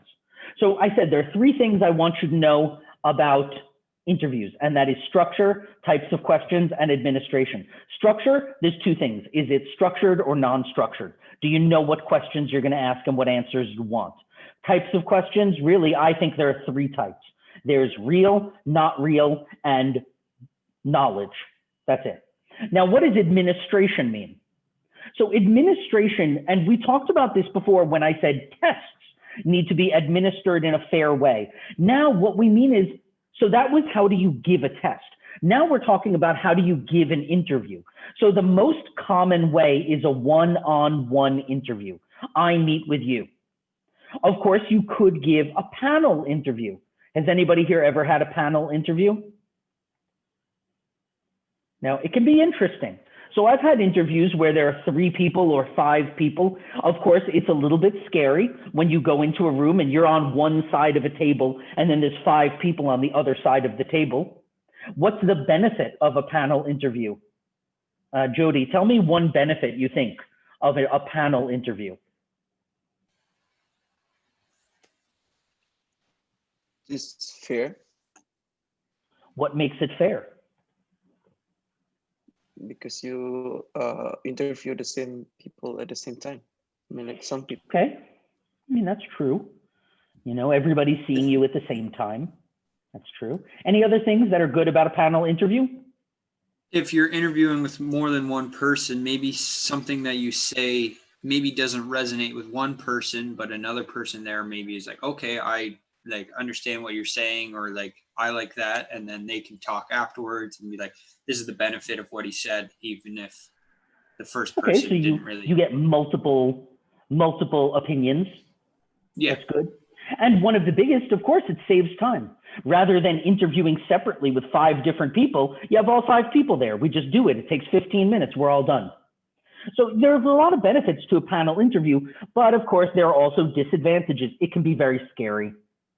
People can be put off by it. Sequential interview is almost the opposite, where sequential interview is where you have different rounds of one-on-one interviews. So I have an interview with the HR manager, and if I pass, I have an interview with the division manager. I pass, I have an interview with the senior manager. I have a friend right now in China who is Before he had an interview with Microsoft in China, and he got the job. The interview process took 5 months.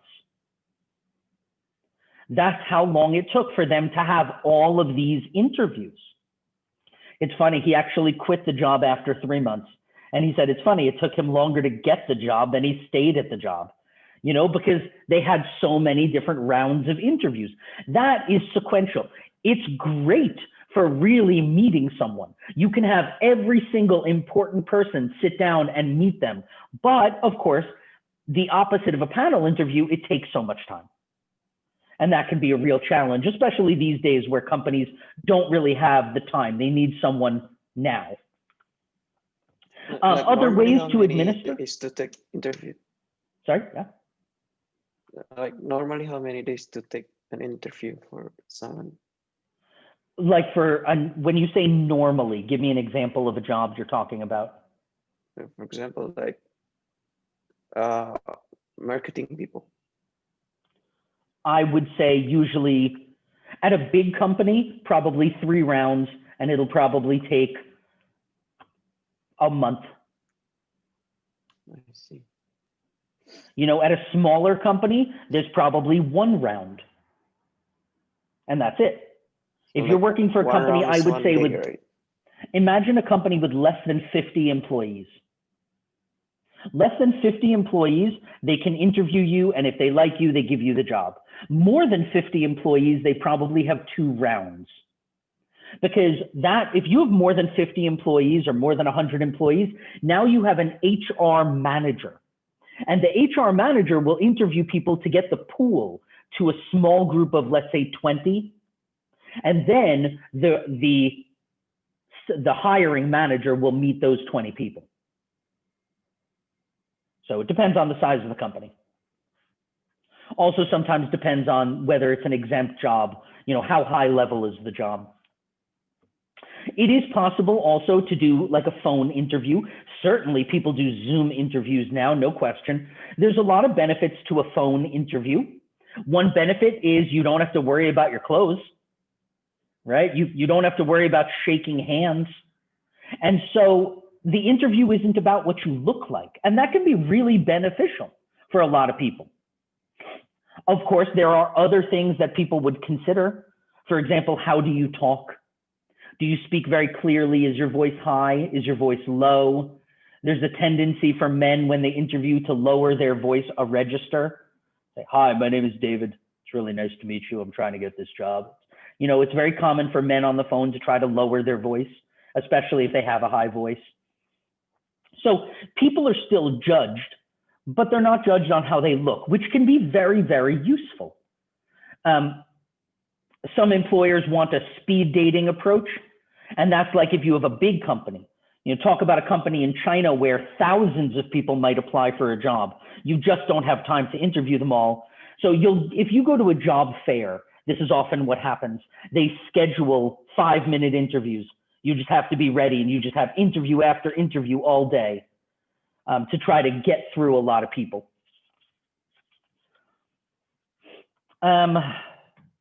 Would you hire your mother? Would it affect you to know that the person you're hiring is a mother? Would that affect you, Crystal? You mean my mom? I'm not asking about your mom. I'm just asking about if you were hiring someone, would you care whether or not they have a child? Yeah, probably. Why? Because sometimes the company will think that this mom have to end works like on time to go back home like for their own personal matters. So maybe it's not great that they have a child? Isn't that some kind of discrimination? Yeah, well, I mean, you can't directly ask. You're right. If you asked, it would be discrimination. But sometimes, sorry? I believe this is one of the consideration of the employer. Sure, it's a consideration, and you know, you might find out if they have kids, either because they brought their kid to the interview or they're older with a wedding ring, or you know, you can't directly ask them. But you can, people check out your social media. They look at you on Facebook. They could probably see if you have kids. Most people on Facebook have pictures of their kids. In fact, it would be kind of crazy if you had kids and had no pictures of your kids on Facebook. That would be even more disturbing, probably, if there's no pictures of your kids anywhere, but you had kids. And we call this the maternal wall, this idea that mothers are seen negatively. So, and as it was said, as Crystal just said, the idea is your children come first, not the company.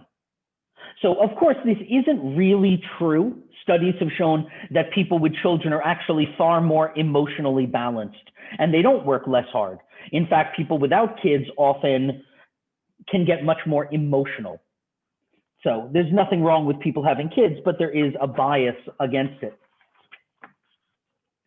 So interviews, are they very useful? Well, situational questions are more valid because people, when they are predicting what they would do, tend to be more honest than if they tell you what they actually did. Structured interviews are always more valid and reliable than an unstructured interview, and one-on-one interviews tend to be more valid than a panel interview. Remember when we say valid, Chandra, what do we mean? Valid? Yeah, what do we mean by valid? Measure what it's supposed to be. Good. Does it measure what it's supposed to measure? So in this case, with an interview, what are we trying to measure? Your job performance? Sure. We're trying to measure if you're suitable for this job. Mm-hmm. So a one-on-one interview, it measures better if you're suitable for the job. A structured interview measures better if you're suitable for the job. A situational question measures better than a behavioral question if you're suitable for the job. People tend to be more honest when they're creating a hypothetical situation. Now, the last thing I want to talk about, pretty much the two things that I want to talk about. So the big one that I want to talk about is bias. So what does bias mean? Somebody tell me, what is bias? Is it when you're impartial or not impartial at all? Sure. When you're impartial or not impartial, right? What are your feelings about someone or something? And in interviews, we have bias and we need to be aware of that people are biased. So what are some common biases that people might have in an interview? Can you tell me, Chloe, tell me a bias that you might have if you were interviewing people? If I know the person?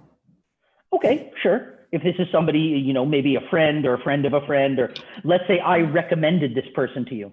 I said, this is Nicola. I have worked with him for 10 years. I guarantee the quality of his work. He's an amazing guy.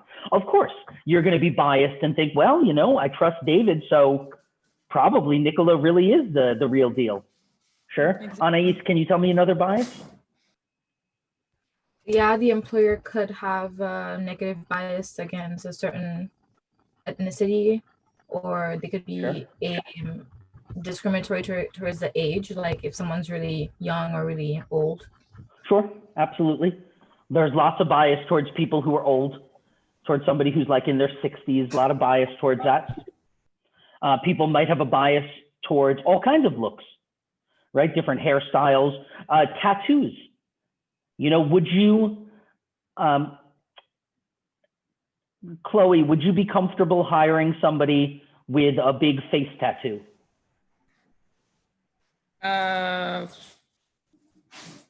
If it doesn't influence anything in my company, I don't have any problem with that. Okay. Anais, do you have any problem with a big face tattoo? Like Chloe said, I think if it depends, of course, of what kind of company. If it's like, I don't know, if you're raising money for a church or, some kind of very conservative business. What if the tattoo says, I love Jesus on their forehead?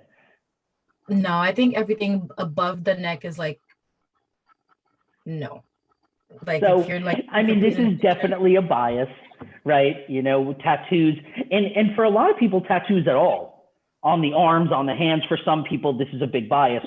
Other people, that doesn't matter. It's certainly in America, that doesn't matter. But When somebody has a lot of face tattoos, that tends to be a common bias. Sure, so there's a lot of different types of bias. Now, what we're talking about right now is mostly physical bias. But there are other biases too.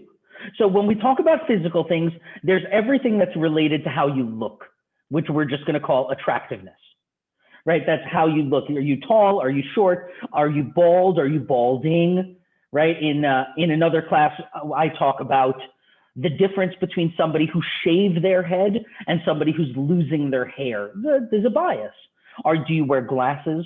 There's a bias for some people against glasses. There's a bias for other people for glasses.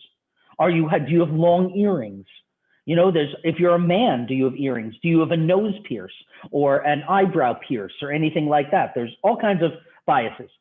But then there's other things that are not related to how you look. There are things that are still related to your body, but it's not about how you look, it's about how you act. So Nicola, can you tell me a type of nonverbal behavior? Verbal behavior. Maybe, can I say the kind of dressing you're using? Or is I would call how you're clothing, I would call attractiveness. okay, so it can be, I don't know, the way that you are sitting, you know, like Sure. I will give like an example. If a woman using skirt and have her legs like open. Okay. I'm not. I'm saying it respectfully. Sorry, ladies, if I'm not. So that could be a nonverbal behavior. I don't know what that would indicate, but it tends to be, that's a very masculine posture. Men tend to sit like that. So if a woman sits like that, it's what we would consider not very demure, not very feminine, right? It's a more masculine way to be. And so there's a bias against women who act masculine in work, and there is. Often women who act strong are accused of being masculine instead of just being strong feminine. That's a bias, sure. You know, whether you're smiling is a big bias.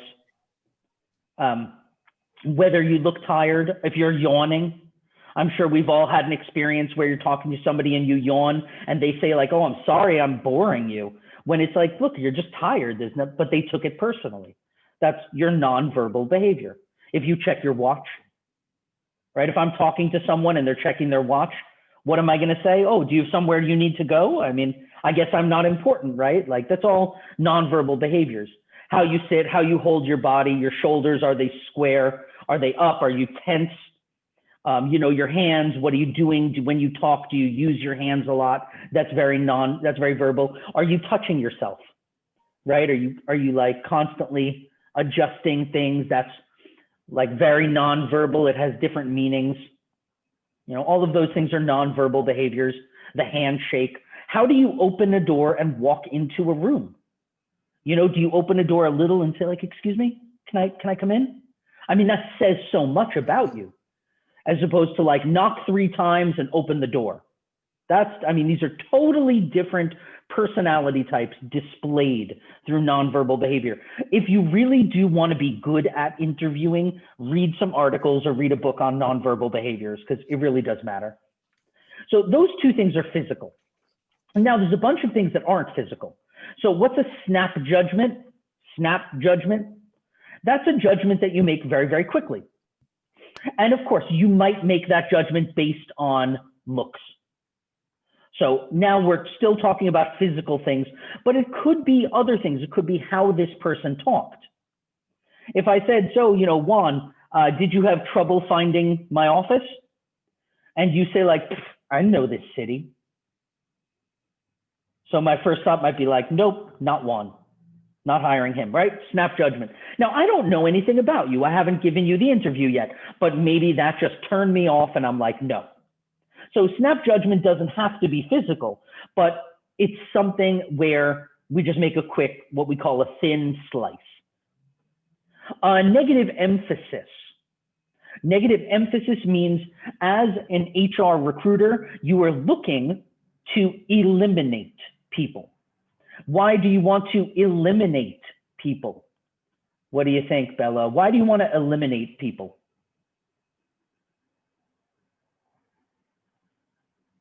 No, Bella? Yeah, I'm here. Okay.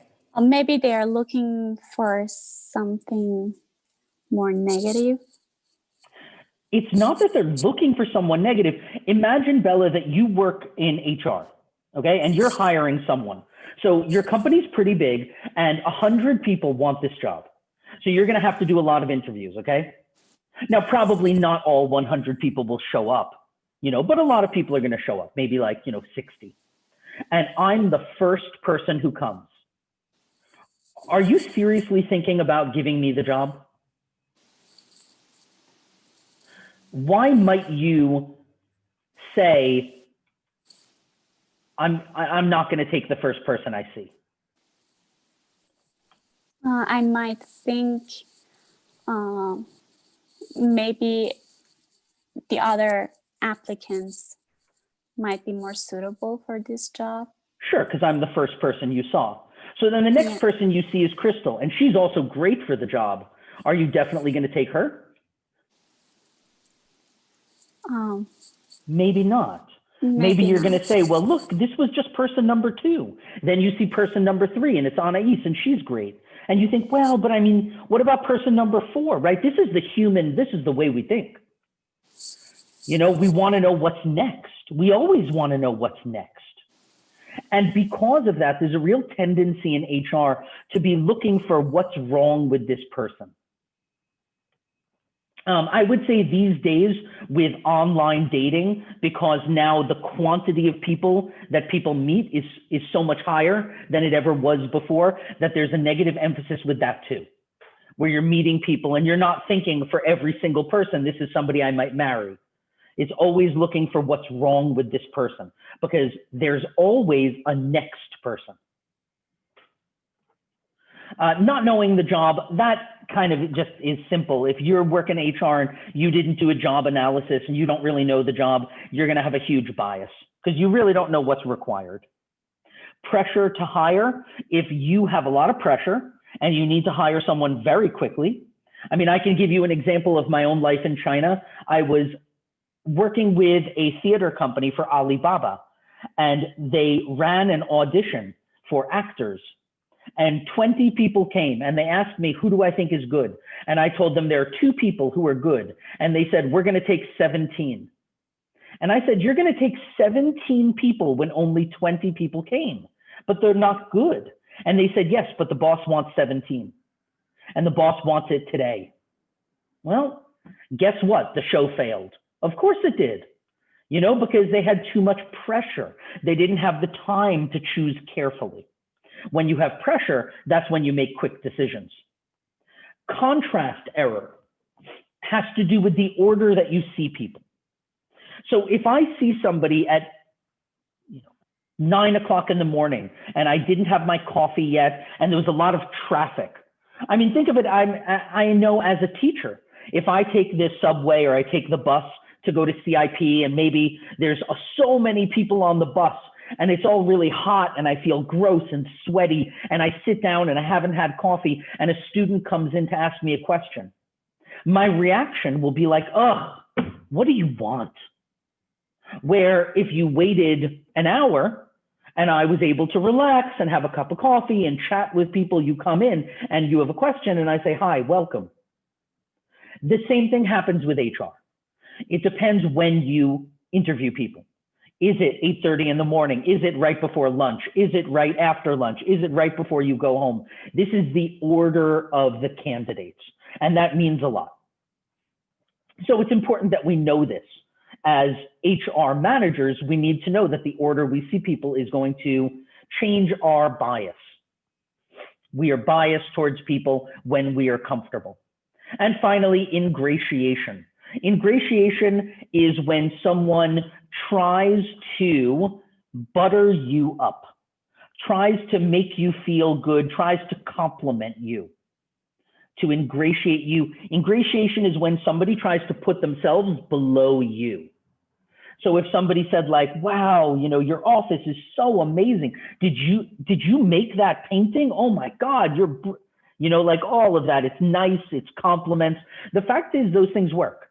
They really do work, but we need to be careful. Is this somebody who's very, very good at complimenting people, or is this somebody who really is good at the job? So, you can go through these on your own, but it's just what we talked about. Next thing to talk about is background references. This is the last thing to talk about in this part. So one of the things we want to know is we want to know your background. We want to know where you went to school. We want to know what you were like. So how do we do this? We need to collect information on your background. So one way we do this is with references. We're going to ask your references. So we might call your boss and we might say, now what I could say to you is, hey, who should I ask? Hey, Ethan, if I call, Ethan here? Maybe not. Christine, have you ever worked? Have you had a job? Yeah, I've had part-time jobs. Okay. So I might ask you, I might tell you, Christine, if I were to ask your boss, what's your best guess at what they would say your strengths or weaknesses are? Now, you don't have to answer that. I'm just saying, I might ask you this in an interview. And then I would call your boss because I want to know, I'm telling you, I'm going to call your boss and I want to know what you think they'll say. And then I'm going to call them. But one thing I might do is I might get your references and then I'll call your references. Let's say you give Crystal. You say, Crystal was my old manager. So I'm going to call Crystal and I'm going to say, Crystal, tell me someone who Christine worked with besides you. And you would say, oh, she also worked with a guy named Juan. And I would say, well, can I please have Juan's email or phone number? And I'm going to call Juan because I don't want to call someone Christine told me to call. I want to call someone else who you didn't expect me to call because they're going to give me a more honest opinion. Of course, this is if I have the time to do this, but this is really looking into your background. Of course, there are things I can ask and things I can't, right? There's certain questions I can't ask you. But there are things I can ask about your background. So for example, we need to know what we can find out about people. So I can find out, are you a citizen? That's fine. Did you work in the military? When did you work in the past? Your education, your criminal record, your credit, maybe. Your social security number, maybe. These are all things I might be able to get. Now, a lot of this stuff you just get from making phone calls. I ask you for information, I make phone calls, but we're gonna make sure that the candidate has approved this. You never want to conduct background before the candidate signs a document agreeing. There are also providers. These are companies like ADP and First Advantage, where they will find the credit scores, the driving records. Do you have any tickets for driving tickets or traffic violations? They can find out, are you married? They can find out all kinds of things.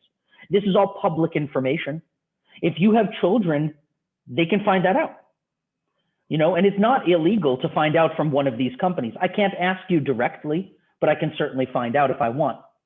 Other ways I find out information about you is like social networking, right? I can look at all of these and find out things. So all very easy to find out stuff about people. But as I said, we do need to be a little bit careful about what we can and can't do, right? So there's a lot of things I still can't do. I can't give you a medical exam before you're hired. I can't screen you for drugs before you're hired. I can't ask your friends and acquaintances about you really, unless I can't do like a search and try to find your friends and ask them questions, things like that. That I think is all I want to talk about. Okay, yeah, that's all I want to say about this. Yeah, question? Can employers trick you? For example, let's say you walk into an interview and like the person interviewing you pours you like a glass of alcohol and they're like, and like you refuse and they're like, oh, what? So you don't drink in the morning? And then when you do drink, they're like, oh my God, you drink in the morning. No, they can't do that. That's a form of entrapment. Now, there are things, for example, that the police can do. So let's say I arrest, I'm a police person and I arrest you and you're with Chloe. And what we immediately do, so we think that you guys robbed a store. We bring you to the police station and we put you in separate rooms. And I go into Chloe's room and I say, Chloe, listen, Anais already told me that you guys did it. And I haven't even talked to her yet, actually, but I tell you, look, she already told us. And so if you deny it, she's leaving here today. I mean, she's already she's already at the front getting her stuff back and she's leaving. So she said that you guys did it. And if you deny it, you're staying here. But if you said you did it, well, we're going to let you go with a misdemeanor or something. I can do that as a police. You can lie. But anything to make the person confess. But you can't do that kind of stuff. You can't trick people in the private world. I mean, look, I can try to be, there's nothing wrong with saying, hey, I'm going to have a little whiskey. Would you like some? Just to see what you say. Sure. I mean, if I want to test you that way, I could. You know, whatever. I could have a picture of somebody on the wall and say, hey, wow, you know, he's really hot. What do you think? Like, I can certainly do things like that if I want. That's not trying to trick you. I just want to see how you react. I can ask you what a table is. You know, I can do anything like that. Okay, there's a couple of other things here, like this slide about statistical selection. There's no way I'm going to ask you about anything like this. This has to do with using statistics when you're hiring people. So imagine that you are hiring, you have a lot of people who are applying for the job. So this is about when you take a test and your score, your predictor score, your cutoff score. So let's say that I give you an IQ test, and I'm going to give you an IQ test, an EQ test, an honesty test, because this is what we do in HR. We don't just give one test. We might give a bunch of different tests. So I'm going to give you like 5 different tests, and we can use different statistics. If I use multiple regression, then I am going to take the sum of all the weighted predictor scores. So I expect if you want to get the job, you need to get an 85 on the IQ test or whatever, 161, or you need to get this on the EQ test. You need to get this on the honesty test. I have these scores that are called predictor scores. And if you pass that, you're okay. So I could add all of the tests together. We have 5 tests. I add them all together and take the sum. That's multiple regression. Or I could have a multiple cutoff, which says I'm not going to hire you unless every single test is above that score. Or I could have a hurdle, if you know what a hurdle is. Like in a running contest, you jump over a hurdle. It's like you jump. So in that, I'm going to give you the first test. If you get the cutoff score, if you pass, then I'll give you test number 2. If you get the predictor score, then I'll give you test number 3. If you get the predictor score, then I'll give you test number 4. So this is, I'm only going to give you one test at a time. Here, I'm going to give you all of the tests, but you need to get above a certain score on all of them. Here, I'm going to give you all of the tests, and your sum added together has to be a certain number. You know, it doesn't matter. I'm not going to test you on this, but hey, if you know it and you can explain it, I will give you extra points on the midterm. Can somebody explain this to me, what I just said? Who can explain to me what I just said? Jonathan, want to give it a shot? So all of it, or just the last? What is multiple regression? So when the well, it's I mean, it's on the slide, right? Don't read it to me. Explain it to me. So when you score a certain amount and the Score a certain actual, amount on what? I mean, in the selection process. What do you mean? How do you score in the selection process? Did I miss something? Isn't that what it's about? It is. I just want you to explain it.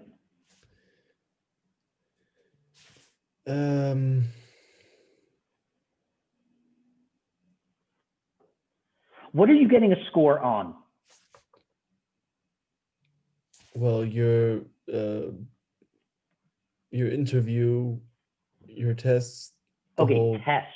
yeah. That's the key word.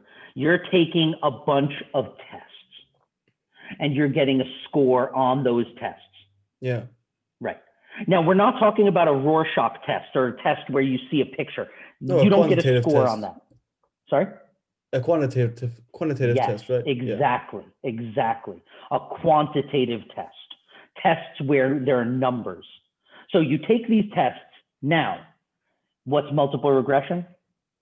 Well, where the score that you score is factored into a scale, and then the scale is slanted.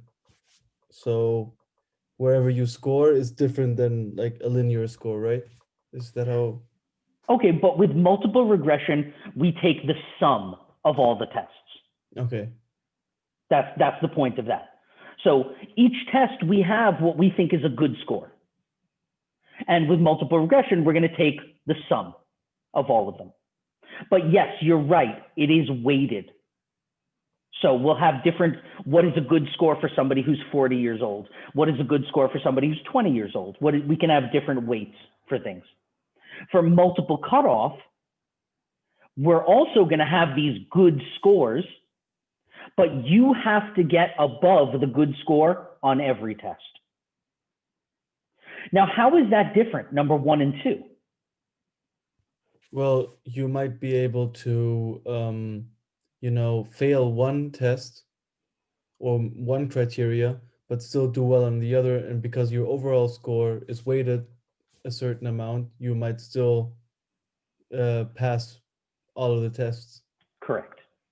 So let's say, now what do we mean weighted? And I know this, it sounds like this is minutiae. It sounds like this is small stuff, but the reason I want you to understand this is we're going to come back to these ideas when we talk about evaluation. So it makes sense to kind of learn it now. So weight. Weight is how heavy something is, right? Now let's say that I have a company. I have a Carter cleaning company. And so I work with Jack and Jennifer in this Carter cleaning company, and we're trying to hire people. We have decided we're going to give them a bunch of tests. This is our new thing. We're just going to try. And we give people like 5 different tests. We give them an IQ, an EQ, an honesty, all of these different tests. Now, what's most important to us is honesty. So the honesty test is worth more points than the IQ test. We give them an IQ test, but we don't really care that much about it. So if you get, let's say, 100 on the IQ test, we multiply that by 1. But whatever you get on the honesty test, we multiply that by 10. Because the honesty test is more important, it weighs more.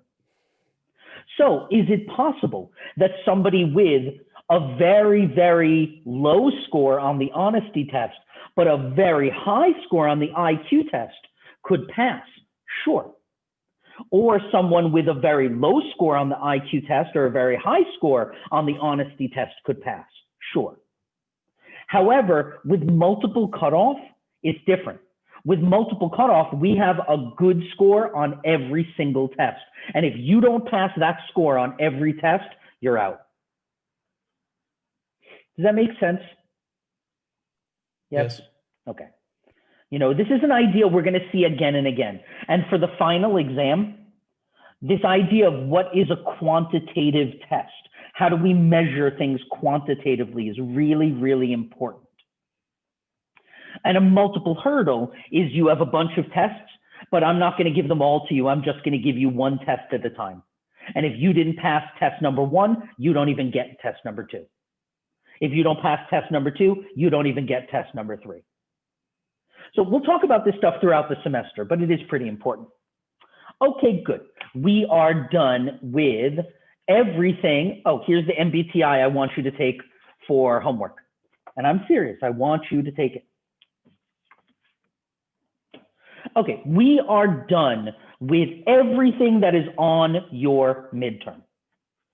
Okay, now I want to start, because we still have some time, so I want to start our next subject, but we are done with the midterm stuff. Are there any questions right now? Just about this last part, the test one. So this hurdle test is the kind of the same of the second one. Well, Like can someone tell me? you have the minimum grade for each test, but the way that you do the test is quite different. So Well, if it's you not really the way that you do the test. Ethan, can you help us here? Help us understand this. What's the difference between multiple hurdle and multiple cutoff? Multiple hurdle.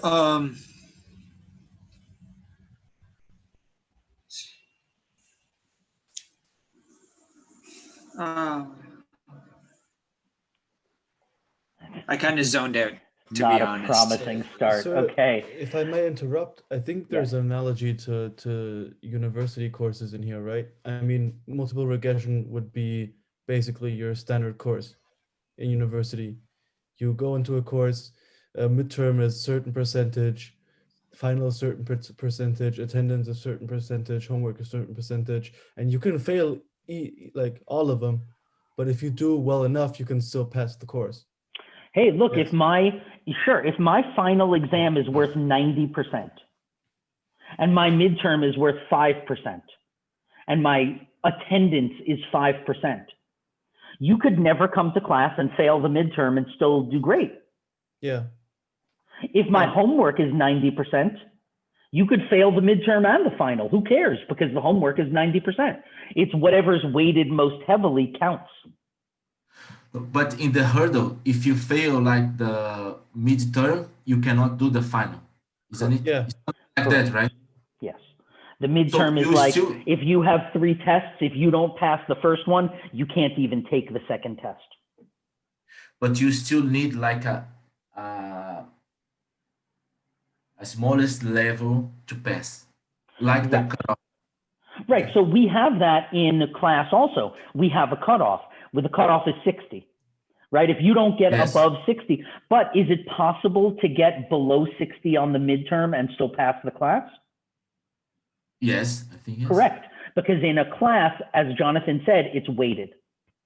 I see. You don't need to get above 60 on everything. You could get 100 on the final and get a 30 on the midterm, and you'll still pass the class. If it was multiple cutoff, then you couldn't. If it was multiple cutoff, you would need above 60 on everything. Mm-hmm. Good. Any other questions? Nope. Okay. Let's move on. So, training, our next subject.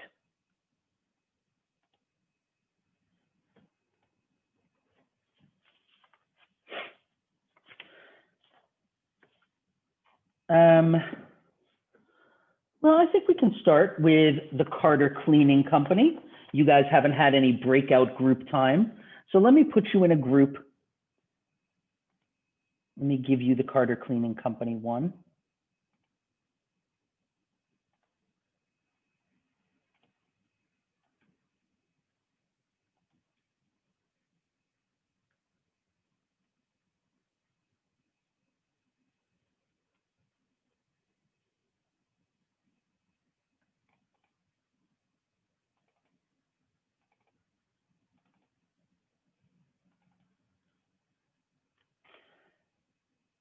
Okay, I've now sent it.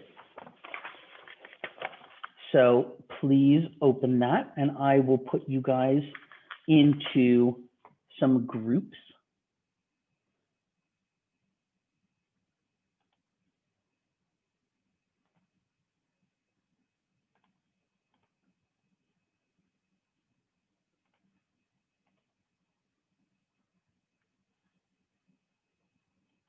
Add a room. Okay, I'll put you guys in two groups.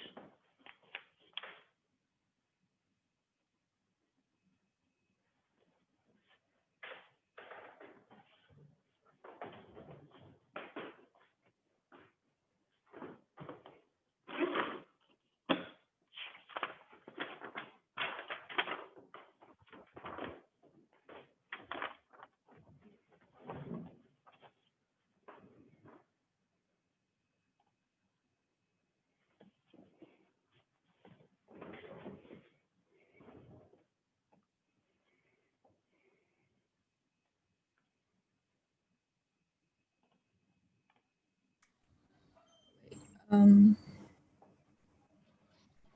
Do you guys all have it or do you need me to send it again?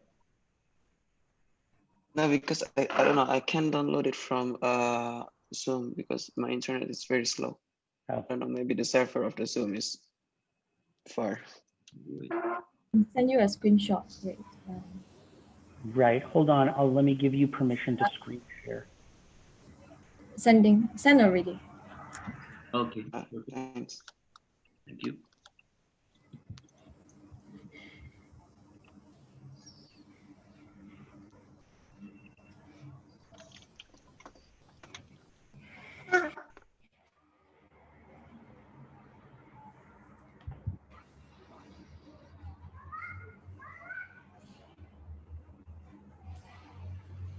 The screen, but it's not No, up. Could you allow me to share my screen? I can do it. Sure. Hold up. Oh, host disabled. Yeah, we can't do it because Try it now. Mr. David has disabled it. Really? Who wanted to? Me or Nicola. Okay, let me try. Jonathan, I'm going to try to. Ooh, I can't. Why can't I? Because I think Christine cannot download the file, isn't it? It's okay. I can see it from my phone. Crystal. Oh, okay. It works now, I think. Okay. Can I just? Yeah, that's fine, Dave. That's fine. I think we are all set. Which questions do we need to Three. answer? Question three.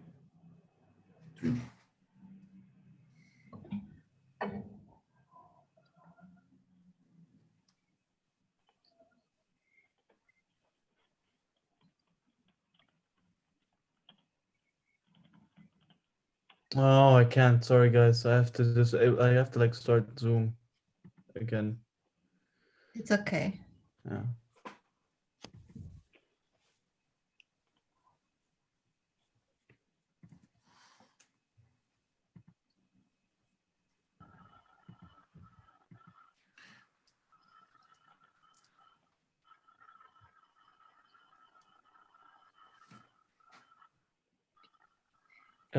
Quick question. Is it question 3 on the top or is it question 3 on the bottom? Yeah, question 3, I think, on the on the There should bottom. only be one.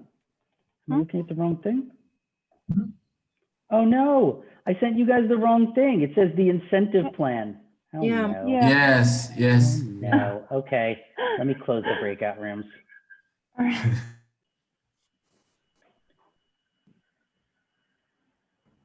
Okay, I sent everybody the wrong thing.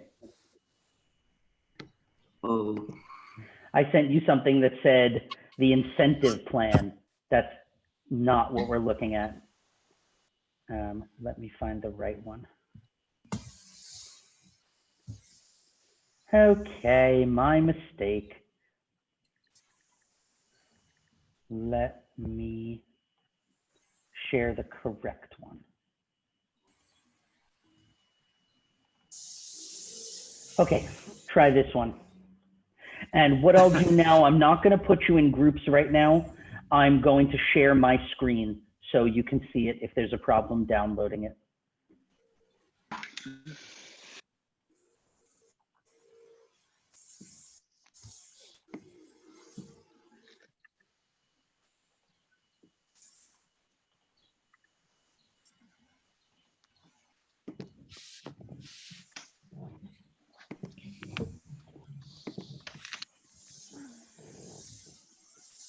And this, I wanted you to discuss question 3 only.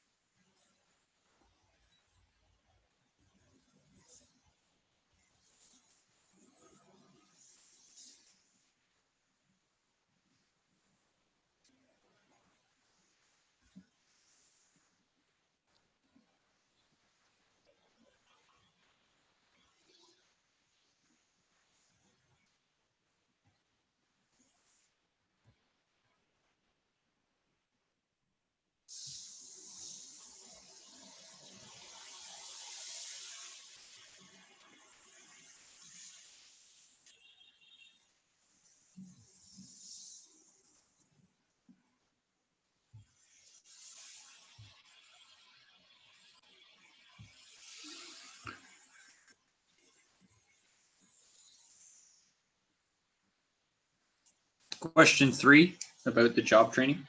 Yes.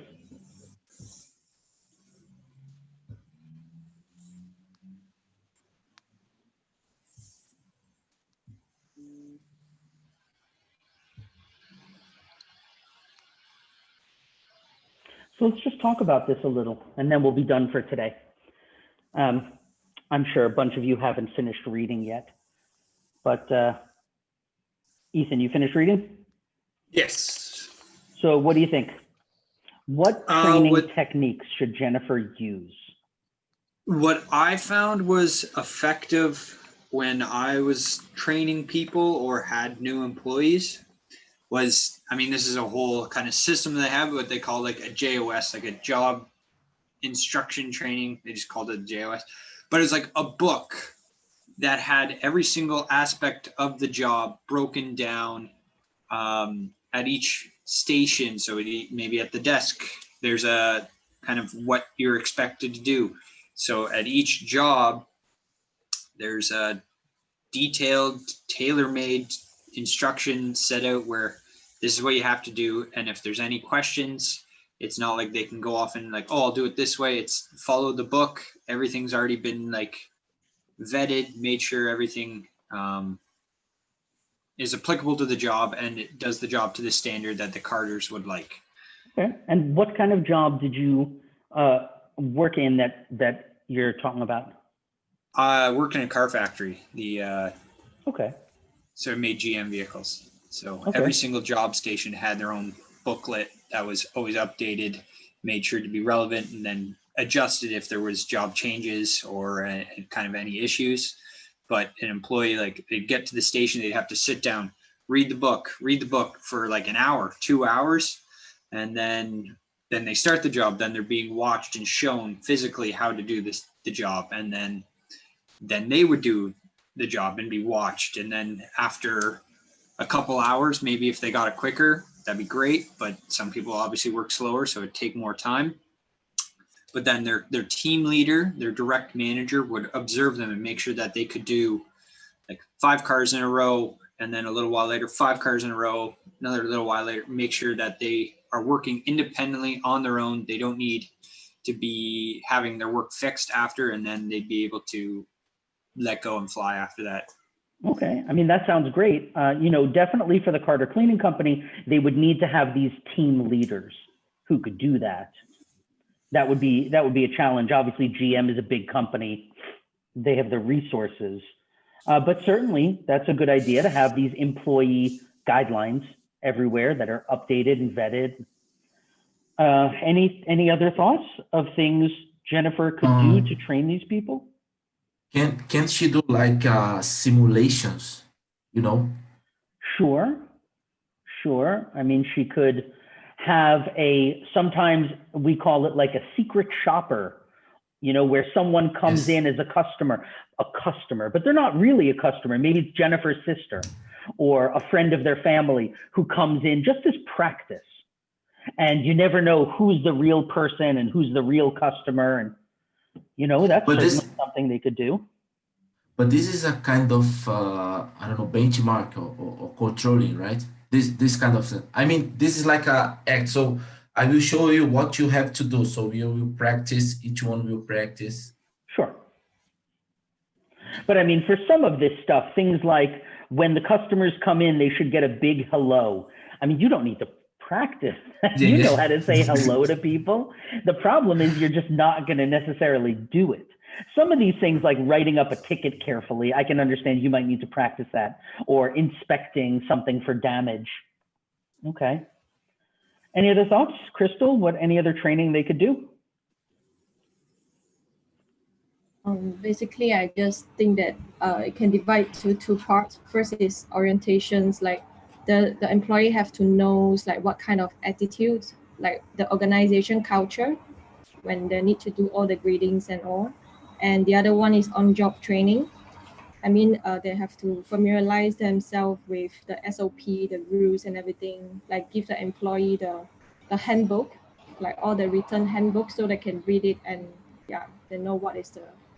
Okay, so you make a really good point about orientation too, that when these employees come into the company, that's an important time for them to get everybody ready. And then they can also do trainings in the future and have an employee handbook and find out the SOP, the standard operating procedures. Any other thoughts, Anais, that they could do? I think what's more important, like for this kind of job, is really repetition. So like these are all standard tasks that they need to be doing. So it's not really about maybe training. I think it's just about like repeatedly like telling them to do it, or like monitoring them doing it so that it becomes like a habit. Okay. Anybody else have any other thoughts? How do you get people to say, have a nice day? I mean, it's not like they need to be trained to do that. This isn't something they need to learn. How do you get people to do that? You know, part of this is motivation. And so we're not talking about motivation yet, but training is a kind of motivation. Maybe you're creating the habit inside of the firm, you know? No, that's not a bad idea, certainly. If I wanted you guys to all come to class on time, or let's say 10 minutes early, no one comes to class early. Let's say I want you all to come 10 minutes early. How could I do that? Without giving you anything. I'm not going to give you money, and I'm not going to give you better grades. You have to implement it into the organizational culture. Okay, so I heard 2 things. One, penalization. I could punish you. So I could, if I don't give you things, I could punish you if you didn't come early, and that might work. So there could be something like that in their training. You said organizational culture. Yeah. How would I change the culture? So you construct like a sort of cocoon around, the teams. So say like, we're better than this. We do things here our way. You incentivize people more with like morals and attitude than you would do with like the classical, carrot and the stick way that many people would, I think, choose first. Okay, so instead of using some sort of carrot and the stick, or to use a more academic term of behavioralism or behavioralistic approach, which is just rewards and punishments, I could do something like an ethics training, or a training on, if you guys are nice to the customers, then we're going to get more repeat business and more customers. And if we get that, then you guys will have higher salaries. Some sort of longer term understanding. And it's possible. This is hard. This is really hard for this kind of company to figure out what kind of training would work, because so many of the things don't really require training. Orientation is an important idea. On-the-job training is important. Modeling, having people show them how to do these things is important. But getting them to do it is this, training is a kind of motivation. But it's a hard question. How do you get people to do this stuff? Okay, well, next week we will get into this sort of meat of how do you train people. And until then, if you have any questions, WeChat me or email me. There's already the videos up and the discussion questions. You don't have to do any discussion questions. You don't have to do anything. Just get ready for the midterm. Get your PPTs together. I would, if I were you, I would download the discussion questions 1, 2, 3, 4, 5. And when you're looking at your PPTs, just make sure that if there's a question that you have no idea how to answer, you can't find it, ask me about that. Make sure, these discussion questions, not every question is important, but go through the questions. If you want to know, that's another question. Do you guys want to have a little review? Maybe next week we can start by how about this? Next week we have our presentation. I'm not going to assign a new one. So we'll do the presentation and we'll take like 20 minutes or something, and I will go through the discussion questions 1, 2, 3, 4, 5, and I'll tell you which questions are important Yeah, to that me. would be great. Okay. So if I do forget, remind me next week to do that. I'll keep a note of it. But Sir, I have a question. Are we going to have a multiple choices question as well on the No. midterm? Or? no, Okay. because it's open book. So there'll be 5 questions. All of them are equal, 20 points per question, and each question will cover one of these topics. Okay. The test is on Friday, right? You will put it up on Friday, or we have I like will a- put it up on Friday, and I will expect it to be finished by midnight on Monday. So you'll have all Friday, you'll have the whole weekend, you'll have Monday to do Chinese it. time Whenever you midnight. do it, you'll have 3 hours. Chinese time midnight. Right? Sorry? That's Wait, Jonathan, what did you Monday. just ask? I said Wait, Chinese sorry, time never mind. midnight, right? China time, yes, Okay. Beijing time. Okay. And it's next week, so Friday 30th. Friday the 30th, correct. Good. AKA Halloween. Sorry? AKA Halloween. Well, the 31st is Halloween. One day before Halloween. What we in America call mischief night. Halloween. I hope not anymore. I can't even imagine what mischief night would look like in 2020. They Sneeze can't on you can't real even- good. only for kids now. I hope so. Adults are not getting Halloween this year. Awesome. Okay, great. I'll see you guys next week. Bye. Let me give control to who wants control. Jody, you want control? Yeah, thank you. Okay, Jody's the host now. Okay. Bye, guys. Bye. Bye.